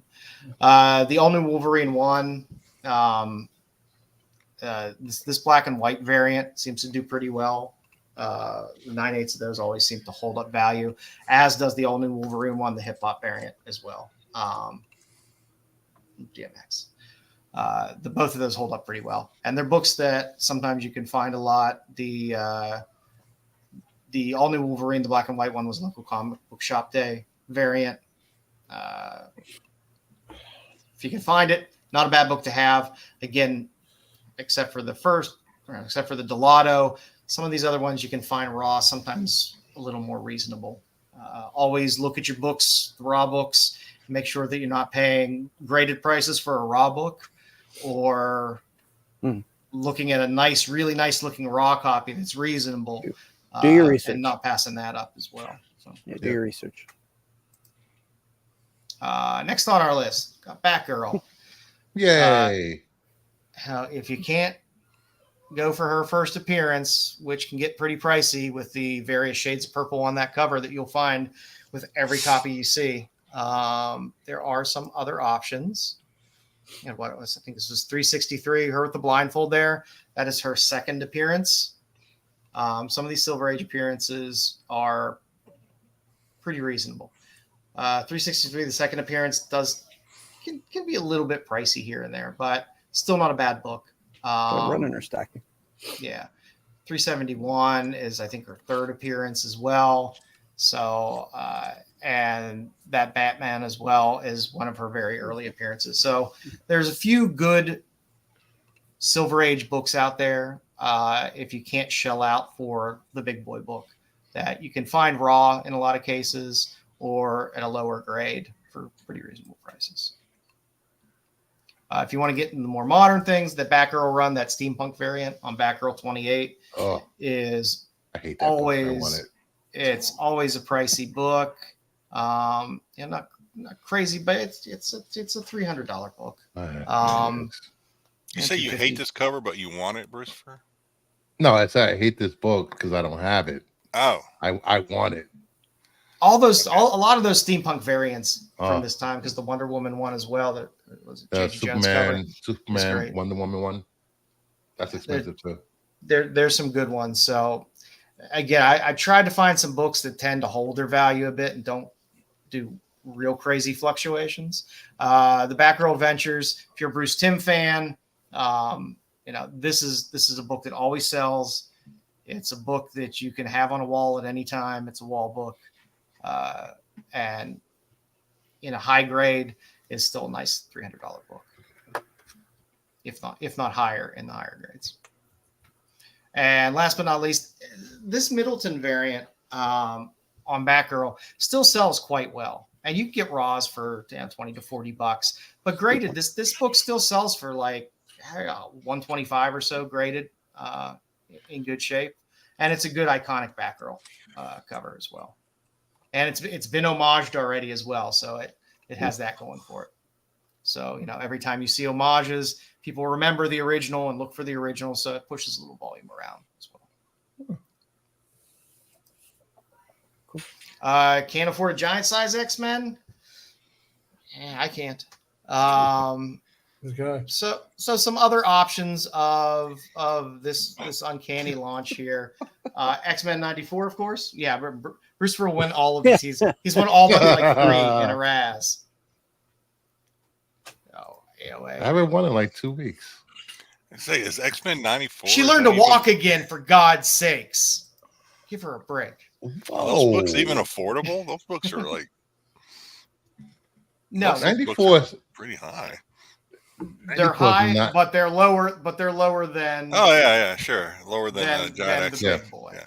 So some of these, the Foom 10 is always my wild card out there. That's literally one of the earliest appearances of that team lineup for Uncanny. It's magazine size. They're always beat up, and they're very hard to find. I like X-Men 100 as a nice middle book. Because you got pretty much the whole team there lining up. It's nice iconic cover. Yeah, like I said, 94 used to be the book. I remember when I was a kid growing up, 94 was the book, not necessarily giant size X-Men. Everyone was chasing 94, and then at some point it kind of swapped, and people have kind of landed on giant size. But 94, again, still a pricey book. The Foom can get a little pricey. X-Men 100 you can still find reasonably priced, especially in like a decent raw copy as well. Yeah. You get that for like 100, 120 bucks. This was one of those, if you can't, but you should, because there's no reason not to pick up Avengers Annual 10 because it's still dirt cheap. It's the shittiest cover of a first appearance ever. But first Rogue. Technically, she's on the cover. Technically. I mean, I wasn't gonna zoom in. The question mark. That's her. Another question. Yeah, it's right there. See. So yeah, it's still a very, like I said, you can get this book for $40-$50 in really nice shape raw if you want. For some reason, the newsstand seems to do a little bit better than the direct on this, which makes no sense for the time that it came out, but so is the way of the world. But again, this was one that was very attainable as a first. But if you wanted some other options, her second appearance, if you wanted to pick it up, because this is dirt cheap, is that ROM. Space Knight. Yeah. ROM. And she's on the cover more prominently with her 50-year-old woman hair that she had. Big fun of ROM. Marvel ROM. Legends. They made a new figure of ROM coming out. They've been pushing ROM a little bit here and there lately. Mm-hmm. They just did the trade paperback. Yeah. But again, people expect X books, but her second appearance is in ROM. So if you're digging somewhere and you find that, again, still a very cheap book. And I like second appearances. I know they don't cover and they don't carry the cachet of a first appearance and don't hold nearly the type of value, but a lot of them are still really cheap. This is one of them. Just for Lopez out there, I decided to throw a Dodderman cover out there because this Dodderman cover of Excalibur 18, the 1 in 50 Rogue cover. I love all these Dodderman covers, but the Rogue one still sells exceptionally well and still held value for as long as it's been out. I mean, it's been a few years now since this has been out. It's still doing pretty well. And then the kind of the dark horse in this one is the X-Men 24, the Kiss with Rogue and Gambit. That book still holds pretty well after all these years. People still like the book.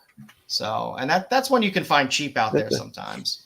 So is that the second appearance of Gambit getting second base? Yeah. Second base. Actually, a lot of good toys came out. It's when he rubbed his beignets on Rogue. There you go. What is wrong with you? Yeah, that was good. I like that one. I've been trying to find that in a high quality newsstand for so long. That Kiss cover. So I figured I'd just throw a real wild card in here with Joker, because guess what? None of us are buying Batman 1 anytime soon. I'm getting it tomorrow. That is a big boy book. So, if you wanted some decent Joker books to fool around with, Joker's Boners, the Joker's Boner book is my favorite of that era of Joker. It is the most hilarious book. I will show you the panel. It's Dom's favorite too, I hear. If you don't know what I'm talking about in terms of Joker's Boners, I will show you on the next page what I'm talking about. But it is fantastic. It's a hilarious cover, and it's an iconic cover that always does well and will always hold value. You got your Neil Adams Batman, always a winner there as well. That's an iconic Joker cover. Again, not a cheap book, but still gettable. There's a lot. Is that considered Joker's first Silver Age appearance? No, because once you're in 20 cents, you're in. This would have been beginning of Copper, very early Copper, with 20 centers, and then you got the Joker miniseries as well. The Joker miniseries that book still holds up. I mean, it's not a bad book to have if you're a Joker fan. No Joker's Boner for you. And in case you're wondering about Joker's Boner, there's the panel. If you're not familiar with what the term boner meant back then, it was kind of like a fuck up. But it reads very differently now. So they laugh at my boner, will they? Yeah. I'll show them how many boners the Joker can make. It's a fantastic phrase, and Gotham City will rue the day it mentioned the word boner. So, and I also like that he is slamming the newspaper that says "Chortle at Joker's Boner." So, it's a fantastic book. And if you want to get into some more modern stuff, Batman Killing Joke, which you can just kind of also put in for Batgirl as well if you really wanted to. If you talk about Babs. There's 8 million copies of that book. You can find that book. It's an iconic book, but if you're just starting out collecting and you want to get some decent Joker books, that's definitely one. So is that Detective 880 is just an iconic. That Jock cover is iconic. It always does well. That's another book that you'll see on walls all the time. And then as my little curveball in there, I could have put the Batgirl or Batman Adventures 12 on there. Yeah, there were things I could go for, but this Batman Adventures, the wedding with him and Harley on the cover, Batman Adventures 16, does exceptionally well. And there is a newsstand of this. If you happen to come across the newsstand, I would grab that up because you can get probably about 3 times the price for this book if it is a newsstand. But it's just a good cover as well. I couldn't pass up some of the Batman Adventure stuff with him. And that's what we got for today. Yay! Yeah, it's nice to see some other books out there. Like I said, when I first started collecting stuff, I was like, I have money now. It's easy to want to go out and try to buy a big boy book, but sometimes it's fun to just slowly work your way back to the big boy book and kind of build out the collection if it's a character you really like. So. Yeah. Time for some news. Yay. I get to choose the topics. You gotta pull up the news there, Chief. That's my news. You gotta pull up yours. I thought that was yours. Oh, not mine. There we go. Where's my producer of the show? So first we do shit ourselves here. Wait, you want a copy boy too? Yes, I do. The new DC logo has been revealed and will be used from October in comics. They're bringing back the bullet point DC logo for comics and DC Studios' upcoming projects. Good. I'm so happy this is back. I love this logo. It is a good logo. I know they change it all the time, but It really brings out the dumb comic DC logo. Nice. Okay. You know, maybe if you pick up a book and they won't be dumb. Just saying. Maybe you open a book and read. Fucking outrageous.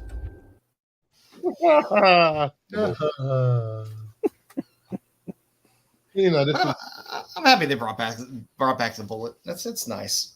I mean, it's just a logo, but that was my favorite DC logo. Same. I hope they come out with a lot of merch with this logo on it. I would totally get a T-shirt and a hat. Yeah, and you freaking wallet. You will whore for them with their logo. Yes, I will. I will be a whore for this logo. I will be James Gunn's whore for this logo. Yeah, no, not me. But it'll be fun seeing it back on comic books. I thought this was a good thing. Yeah. Bruce is real aware of that DC logo. Dick, come. Dick, come. Anyway, moving on from that bad joke. I don't know shit about fuck. Deadpool is dead. Long live Deadpool.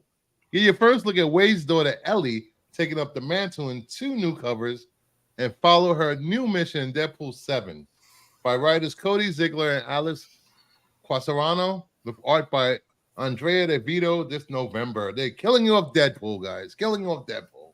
Oh, Jesus Christ. I have to get a daughter of Deadpool, and they gave fucking Gwenpool pants. I don't know what this world is fucking coming to.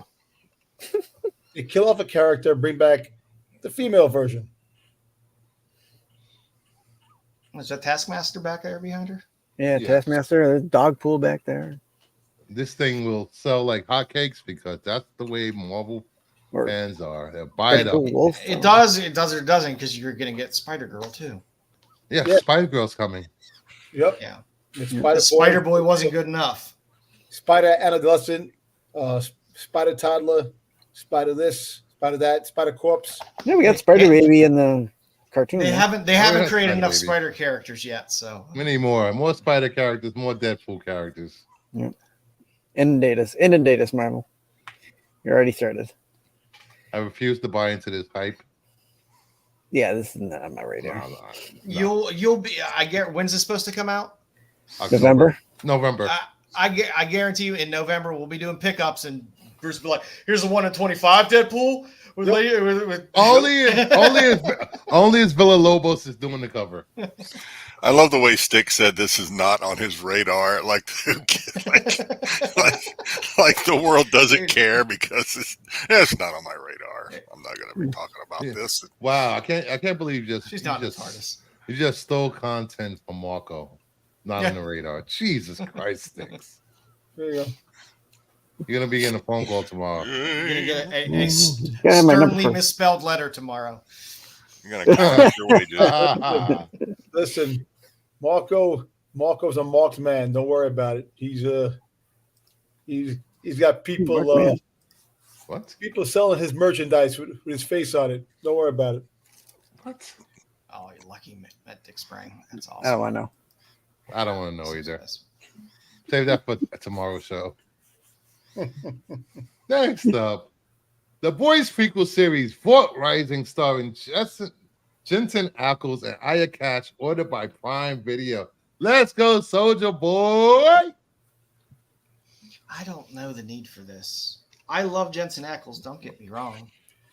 Yeah, you know, was he in last season?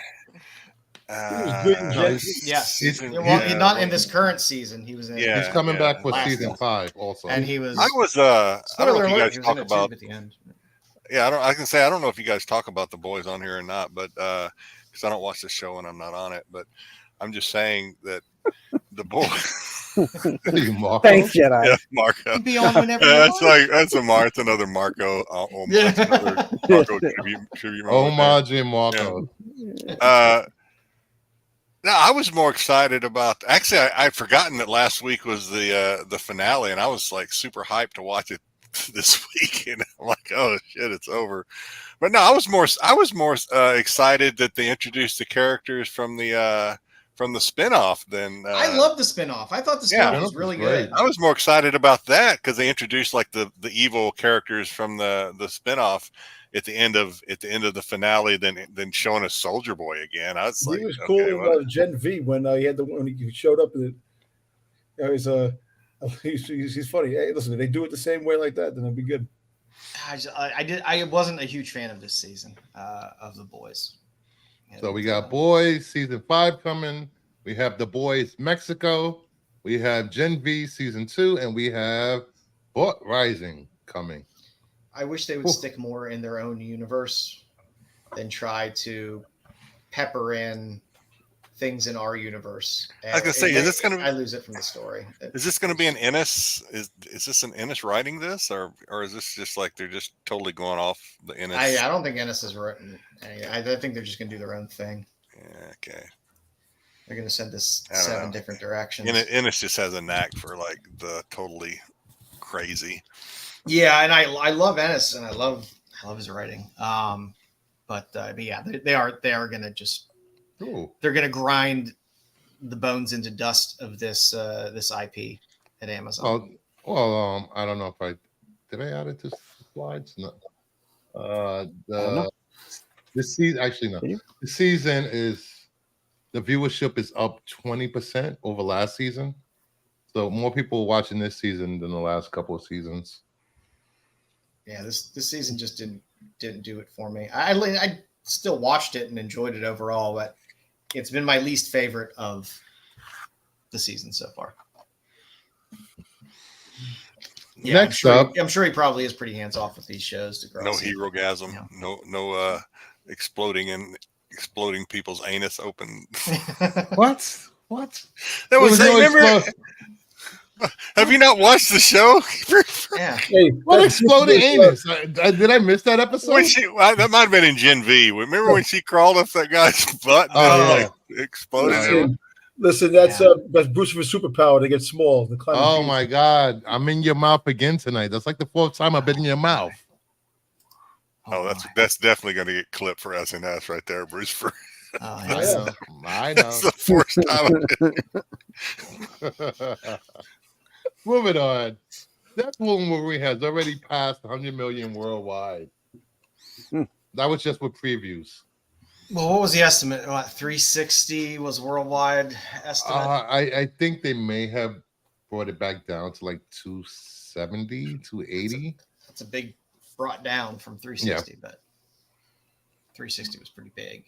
A number to mention early, but I mean it's going to do well. It's going to be 200 plus, which is better than most things have been doing. So it's a movie that a lot of people are going to go see multiple times. Yeah, my son's already my son in Tennessee said he's seeing it for a second time tonight. He's watching it twice in one night, but I don't think that's necessarily because it's a great movie. I think he had a friend just wanted to see it and so he's like, okay, I'll go with you again. Like I said a couple of weeks ago to a month ago, regardless of how mediocre or bad this movie is, it will make over $1 billion and people will praise it to high heavens.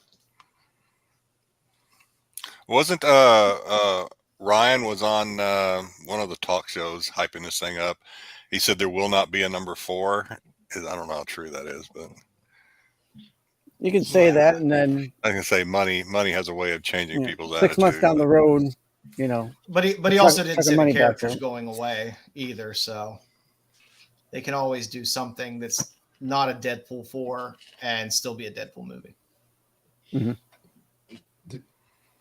The one thing I will say, one complaint people have had with the Marvel movies over the last couple of years is the jokes, and it's not serious.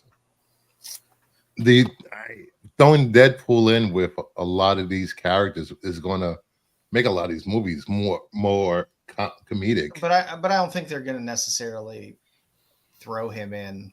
Like if they do a serious X-Men movie, I don't think they're just going to throw Deadpool in to make a dick joke.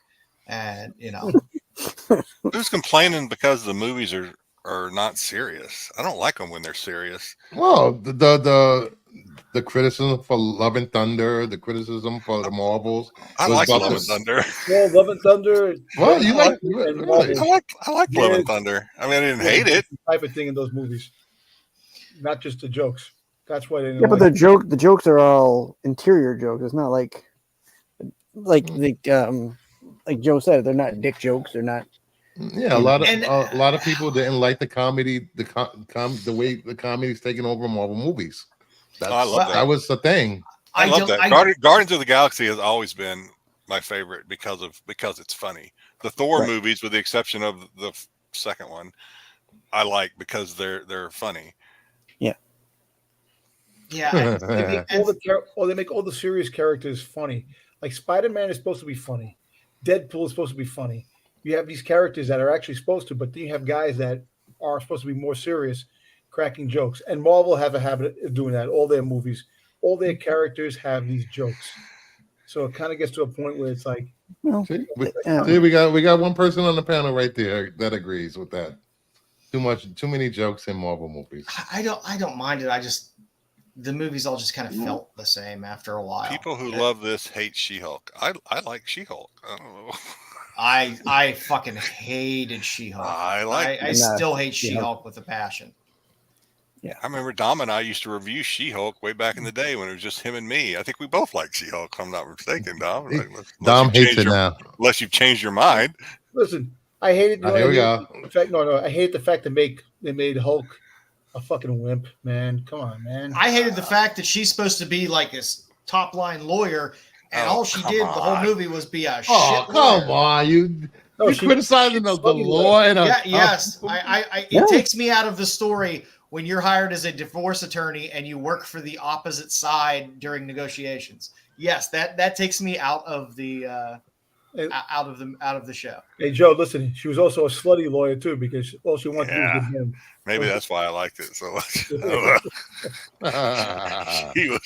She was always horny. I actually liked the Easter eggs in it. It was funny, but the whole fact is that fitting, still Marvel TV shows, they have to do better. The TV shows, period. Disney has to do better when it comes to the shows. Put more money into it and make it much more spectacular. Here's a warning. There's a lot of dick grabbing in this movie. I didn't know Dick Grayson was in this movie. I expected it to be violence and crude humor and no nudity. Right. So that's not necessarily in my wheelhouse, but I'm up for a fun movie. And like Degrassi said, Wolverine 4. This should have been called Wolverine 4. I just don't. As long as I can, and I've seen it in the trailers already. That dog is the ugliest fucking dog I've ever seen. I may not be able to. I may have to close my eyes when the dog's on the screen. That dog is ugly. That dog makes me want to throw up a little bit. He's so ugly. Oh man! I almost threw up during the movie doing one scene with that dog. Oh, when he's kissing it, yeah. Just a dog. I'm never going to complain about a jokey movie if you're going to see a Deadpool movie. It's not just a dog, Styx. That's what it is. Come on. Come on. There's ugly cats. Who makes that with their dogs? Who makes that with dogs? I never understood people that kiss their animals in their mouth. That's disgusting. I don't mind. I have a dog and I love my dog. She's not. But I don't mind, dog want to lick your face, but no. That's not happening. That's no. If you're tongue kissing your dog, there's something wrong. Maybe it's a French poodle. What do you know? And they lick their ass like all the others. I don't like. Yep. All right, moving on. The Alkali creator Leslie Headland confirms Darth Plagueis is Cormier's master. Dumbest, stupid shit to do. It's so fucking stupid. Actually, it was keep your fucking mouth closed. What's stupid about it? We all knew that it was his master, except Marco. Yeah, but you've just number one. You don't have a second season yet, and I know we say they'll be renewed, but you don't have a second season necessarily written yet. So why pigeonhole yourself into that plot point now? Maybe you want to decide oh, well, this played better than this played better, and maybe we want to go a different route. Now you're stuck with that's his master. Now you're going to have to expect something. And you know how great Star Wars is with setting expectations for people and then being severely disappointed. Well, you know what? Listen, at least something that I did say that denied yet again, but actually he definitely hey Bruce, you didn't even say that. Come on, man. You don't fucking say I don't even know what you're talking about. What did you say? Well, I told Marco that freaking goddamn Plagueis was quite me as master. He goes, no, it's not. I'm like, okay, whatever. Like he's always saying no. But then Bruce, I liked that they left it open ended. He said six times over. It should have left it open ended. It left you thinking: is he is the master, searching and collecting? No. How is he in the cave, just hiding there? And quite me don't know. He's a Sith master. Come on, man. He's a master. They're making books and comics, so you're gonna see. And you don't think he creeped up on people when he was looking for? He doesn't trust his Padawan. He's got to like sneak around and like make sure he's like following orders. Well, I don't think he knew he was there because I'm talking about what's his nuts? Palpatine did the same thing to Vader. He was always on Vader's ass, checking up on him. He wasn't peeking at him from the shadows. No, but the fact is that he was using his dark side to check out. How are we going to be in a place in a thing not knowing that he's there? He knew he was there. It's just that he hides in the shadows. Freaking OSHA didn't know he was there. We have a slide that ties into this whole Star Wars Alkali thing next. So, 2 prequel books for the Alkali have been announced. A Yord and Jackie novel releasing in July. Oh, Jesus fucking Christ. And a novel set 2 years before the show that seamlessly follows Vanessa Rowe and Massa Indara. So, they're putting out all this merch. They're creating this whole Alkali universe. So, I'm thinking, I'm with Dom. 2nd season is coming. So, that's why I think she said that about her. Yep. But it's not going to come anytime soon. You'll probably have to wait 4 or 5 years, probably easy. No, 4 or 5 years. Season 2? Yeah. No, come on, no, 4 or 5 years. Dude, listen. Right people are going to forget about it in 4 or 5 years. All no way. All they have right now.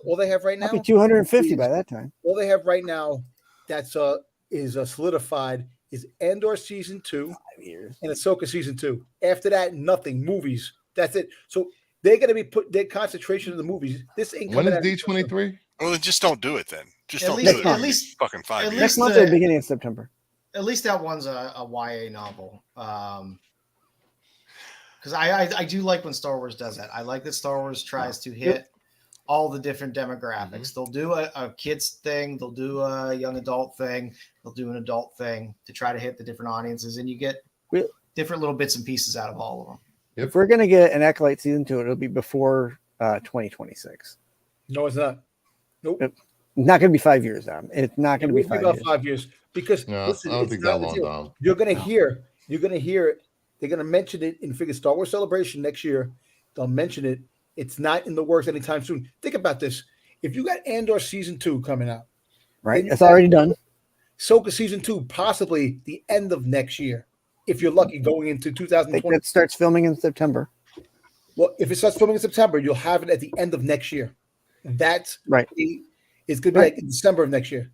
Okay. After that, you're going into 20. It takes them 6 months. It takes them 6 months to film it. 2026 already. It's going to be 2026. You got the Grogu movie coming out. That's coming out. After that, you're working on probably the Grand Admiral Thrawn movie. You got the Ray movie coming out. Those guys are already in the system at this time. So if these people can't walk and chew gum at the same time. They can only work on one thing at a time. I tell you what, it's going to be either 4 or 5 years. You'll see season 2 of this. Yeah. If by 26 it'll be done. They could be. We don't know. They could be writing a script right now and working on it. The Grassy D23. They're not going to mention any Star Wars D23. It's Star Wars Celebration D23. Well, I think he said he had an outline for what he wanted for. Well, for the Marvel games.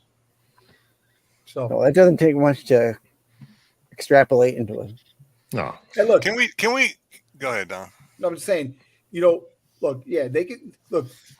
The Ahsoka season 2 was mentioned 3 months after the Ahsoka series came out. Who knows? Maybe they'll mention it then, but I still don't have a feeling. come out anytime soon. That just ended not too long ago, Dom. I mean, it's not like it's been 2 years since that. Yeah, I don't think so either. But I mean, we'll wait and see. I think 5 or 6 years is crazy because who's going to care about this in 5 or 6 years? I'm not even going to. No, it'll be over and done with. I can't. I have a hard time getting re-engaged with the show if it's been like a year and a half trying to remember what the fuck happened. Yeah. So, I can tell you one person's going to be happy with that Acolyte book.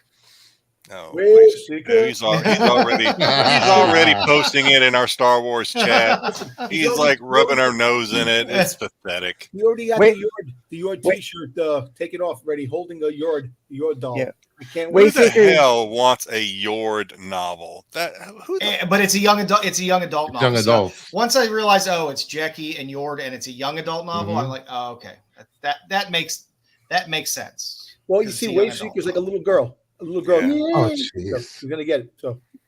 No, I wish I could say Dom was wrong, but he's not. He's right. No. Wayseeker's gonna be giggling like a little girl over this shit. Well, all he needs is a little disavow. Maybe they'll give. Maybe Vanestra will go back 20 years and she'll find the personality she lost somewhere within that 20 years. She'll find where she left her wig. Listen, I've never read any of the Star Wars book, but I do want to read this Wayseeker book. Video games get mentioned. D23. I do want to read the Wayseeker. Actually, video game is going on strike. The people who do video games, maybe there'll be a variant cover with no shirt on. Going on strike, so we're gonna have problems with video games anyway. So, well, a lot of these video games that they've been showing trailers for Dom are in final stages. Yeah. So they're all the writing and has been done for these games. Oh so. yeah, that takes at least 3 years to do a voice actors that do the video games. That's going on strike. So you gotta have. I don't know. It's gonna be crazy. I don't know.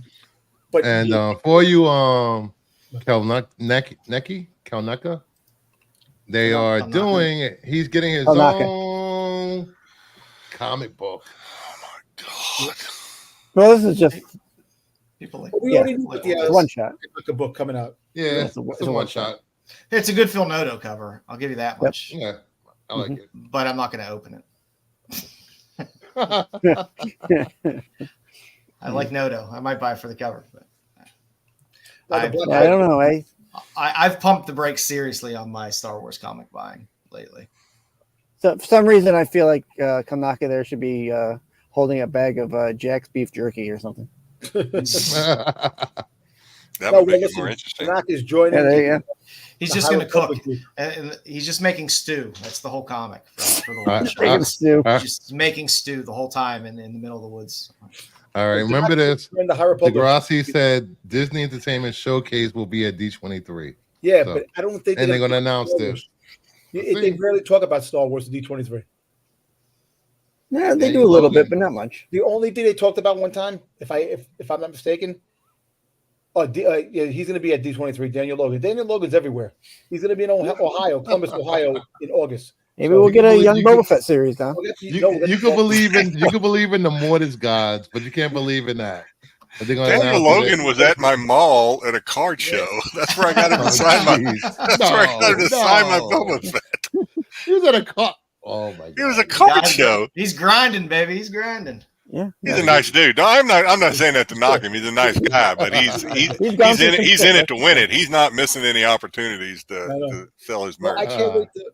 I want to see if I might go to the Ohio show to go see him. If they come out with the pop, if the pop young Boba Fett pop comes out, I have to go get the autograph on it. So, any final thoughts on these books? And no, sir. I'm not going to read them.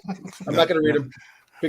I'll wait till they're. We know you're not going to read them. I wish I didn't have an original thought on these books. To be honest, I'll get you the audio book, Jedi. You can read all about another Sunday homework assignment, Jedi. And I stopped listening to the audiobooks on these things. That's how I'm kind of like Joe. I'll do the show, and I like doing the show with the guys, but I'm at a Star Wars timeout right now. I'm just kind of I've been moved to casual fan for the most part at this point. Maybe you know what? Because I know the last time they talked about Star Wars really heavily was The Mandalorian. When that first dropped, they have a couple of Star Wars Funko Pops that are dropping at D23. So maybe I don't know. We'll see. Tarred and wacky. Tarred and wacky. Tarred and wacky. That's great. And maybe we'll be able to see why his neck is so weak in that young adult novel. Exactly.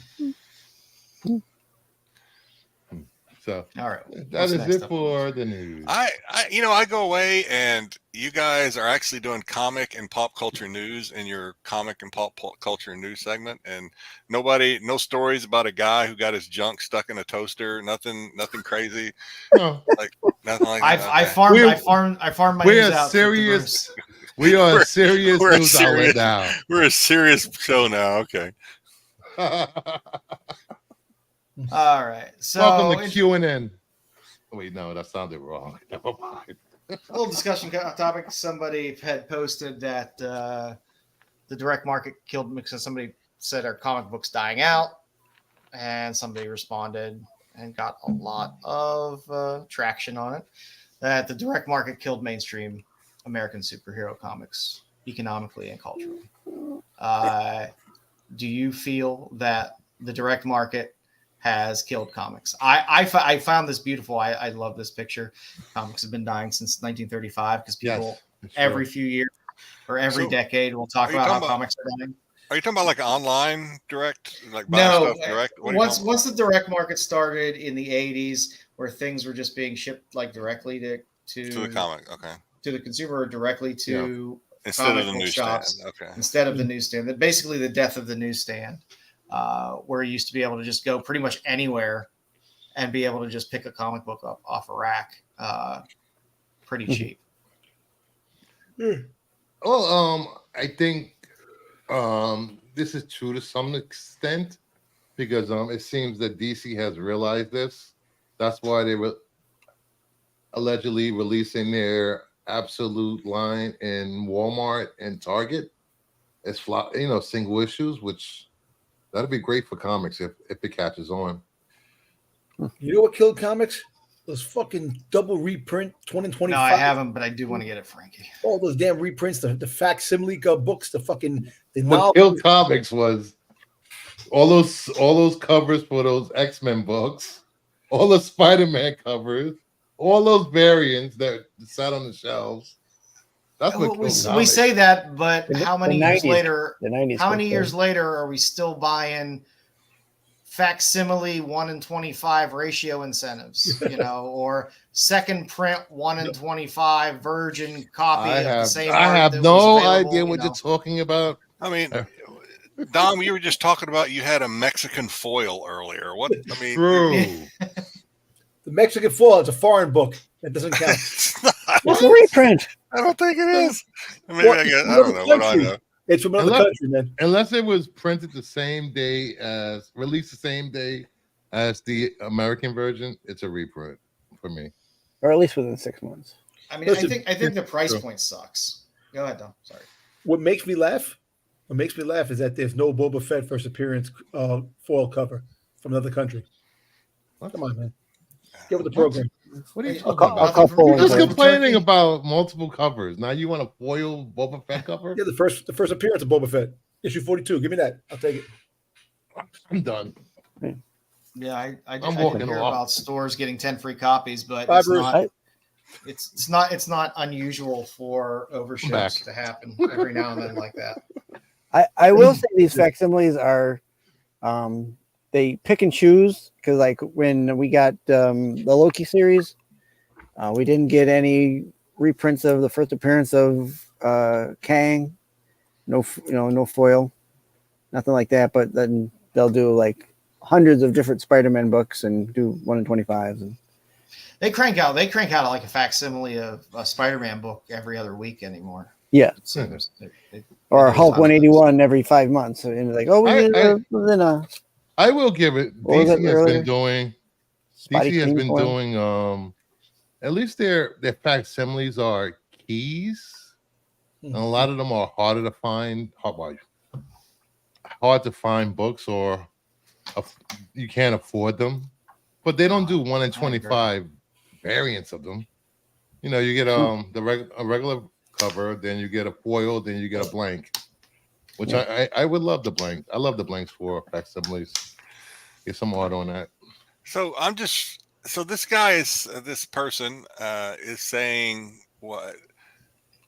I mean, he's basically saying the direct market basically killed comics because they're not as easily accessible anymore. You can't throw a rock without hitting something that you could say killed comics. I mean, I'm just reading this. When they stop being things that kids could and would want to pick up with their pocket money, kids, unless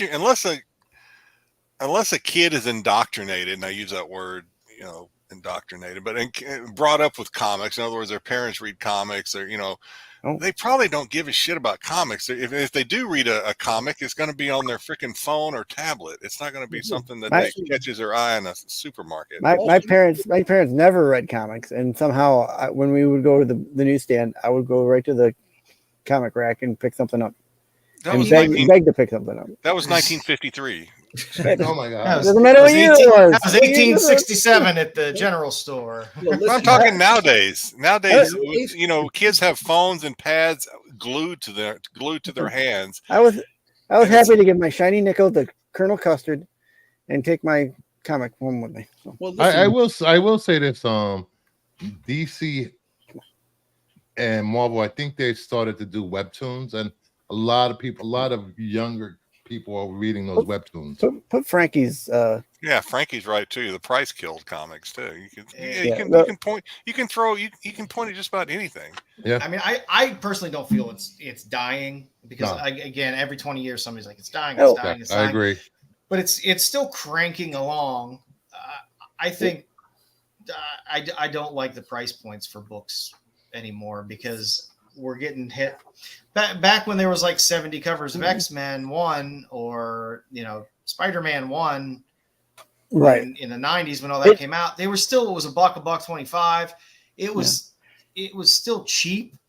Now it's like, you want the one off the stand, just the trade dress, whatever. It's $4.99, $5.99. You want a cardstock, throw in an extra $1. Then you got ratios and foils. You might be able to say that the comic industry sometimes likes to choke itself for the sake of choking itself, and then let go and do it again in 20 years. Just to because they thought they liked it before. But I thought DC had it right for a very brief period of time when DC was like, "Hey, we're going to give you a floppy open order, a cardstock open order, and a 1 in 25." For the books. That was it was, and it was a very short-lived period of time when they did that straight through, but that was perfect. It was like, hey, I'll either get the cardstock or the floppy, and if I really like the 125, maybe I'll shell out for a 1 in 25. But it wasn't, there's 30 covers on this. I mean, SDCC had a ridiculous amount of exclusives, but if you look at how many covers are on like the Turtle book, it's insane. It is absolutely 64? Insane. Hey, Bruce, pull up League of Comic Geeks and just go to that. I think it's 64 different covers for that book. It's ridiculous. As a collector, even if you're just a kid getting into the hobby, that's overwhelming. That's way overwhelming. It's like, where do you start? And if you're a kid, don't necessarily have money. That's overwhelming even as an adult because it's 69 comics at what's the cover price on that? $5? Mm-hmm. And exclusives, of course, somebody do the math because that's a lot of gross that you're going to be shelling out for a Turtle book. Yeah, it's ridiculous. The number of variants nowadays. Like I said, if DC could have just stuck with what they had, I thought they had lightning in a bottle. I was like, this is fantastic. It made me happy, and I was buying more DC books than I had ever bought before in terms of different titles and stuff like that. That's what I think this does as well. When you have 40,000 variant covers on everything, you end up just getting shoehorned because you can't really cross over to a bunch of other titles because they all have 8 million variants as well. You can throw that up when you're ready. Oh, you can throw it up. You have control, don't you? No. Oh, there we go. There we go. Well, I guess who says, and I have the bug like so many. But who says you have to be a completionist when you collect? Who says you have to go get all 40,000 of those covers? It's ridiculous. It does become a little overwhelming as well. I mean, I love the idea of the newsstand I mean, a supermarket had an area where they just had a ton of magazines, and there would be a few spinner racks with comics. Yep. And it was just one of those things. It's like, oh, you're a kid, you're at the supermarket. Your mom would throw a comic or two in there. You don't have that anymore. Yeah, but that's the same across a lot of like sports cards. Same things. Kids can't afford sports cards anymore. Not the good ones. Not the ones that are gonna appreciate them. Not too good, but sometimes it's fun just to open a pack or just grab a comic that's $1 and read it just to get people into it. I mean, you could still go to like a Walgreens or something like that and walk through and be like, oh, there's boxes of there's still packs of cards there that you can buy. I mean, those first, what is it? They're shit. First 8 on top. That's all open order. Those are open order. Yeah. And then you have 6 incentives. And then 3, 6, 9, 12. SDCC had more turtle books than anything. I mean, of the 235 or so exclusives that were at SDCC, I think like 20% of them were turtle books. You're still scrolling. Yeah. Good old. I mean, some of the covers are the same. Thank God those aren't Boba Fett. That's all I'm saying.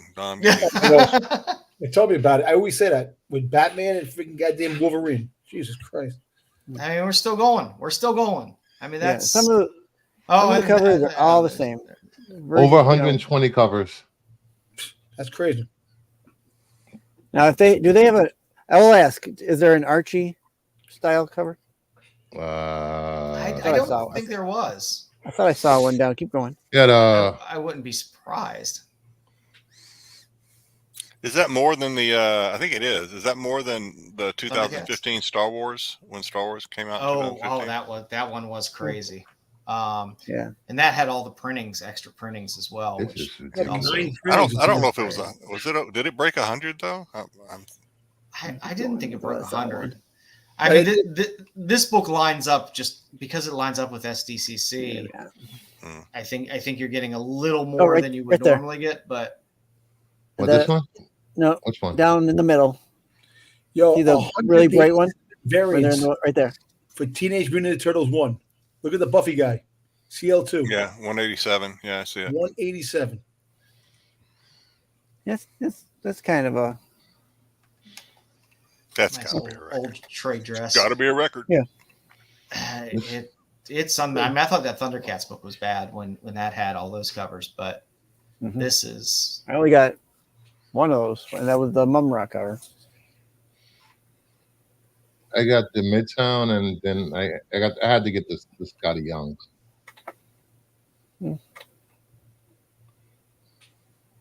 I got the Midtowns, but not really because it was Turtle. Well, it was an April O'Neil cover, which is why I bought it, and it was Pinocchio.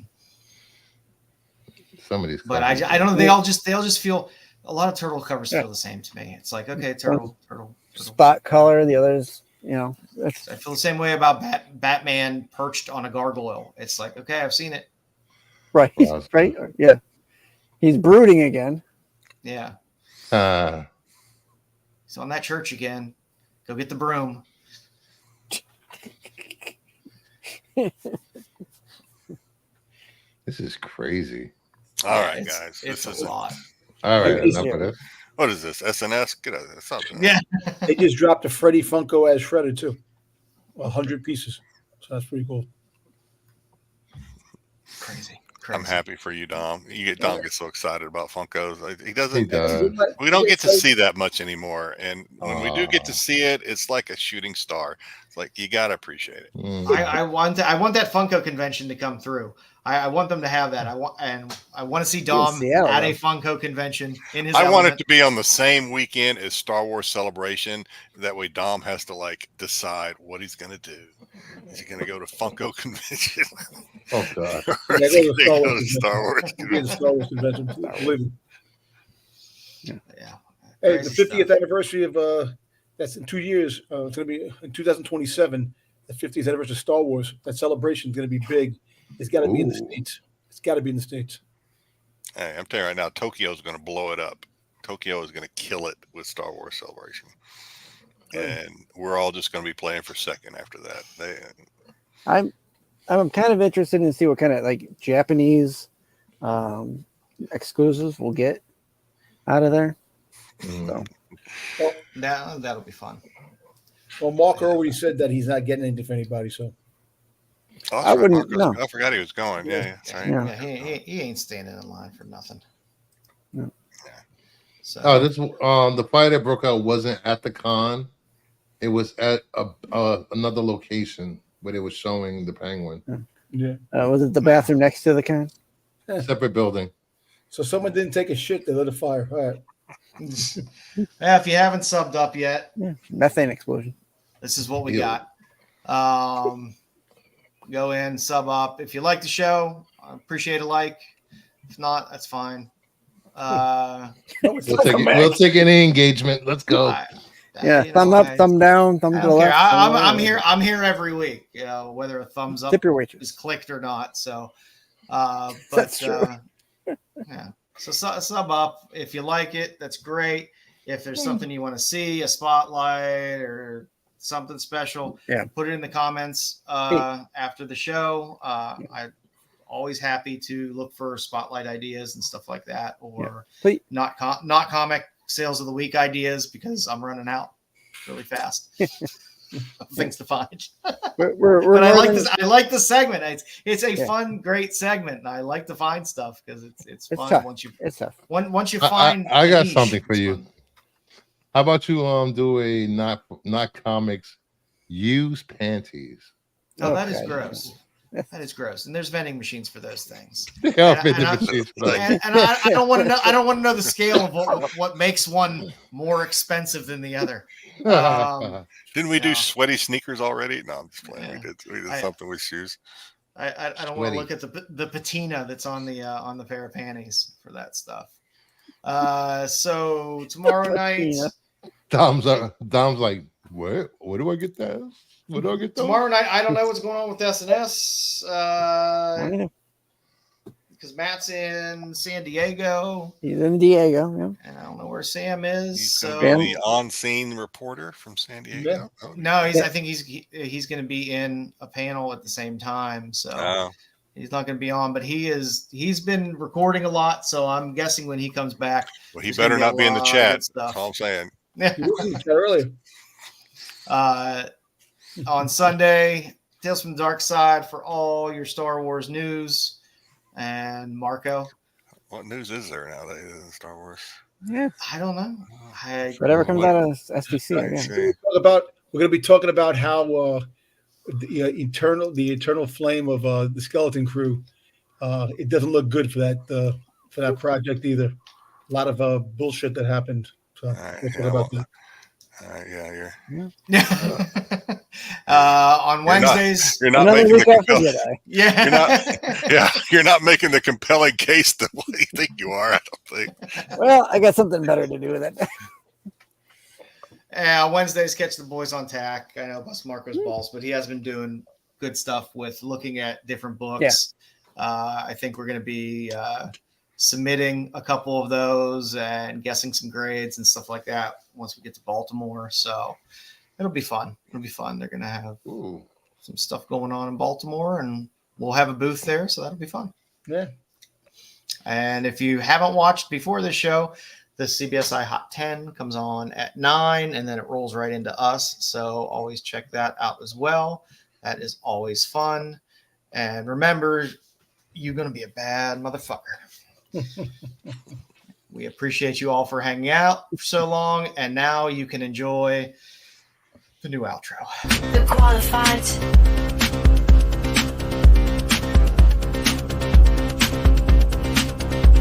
The qualified. The qualified.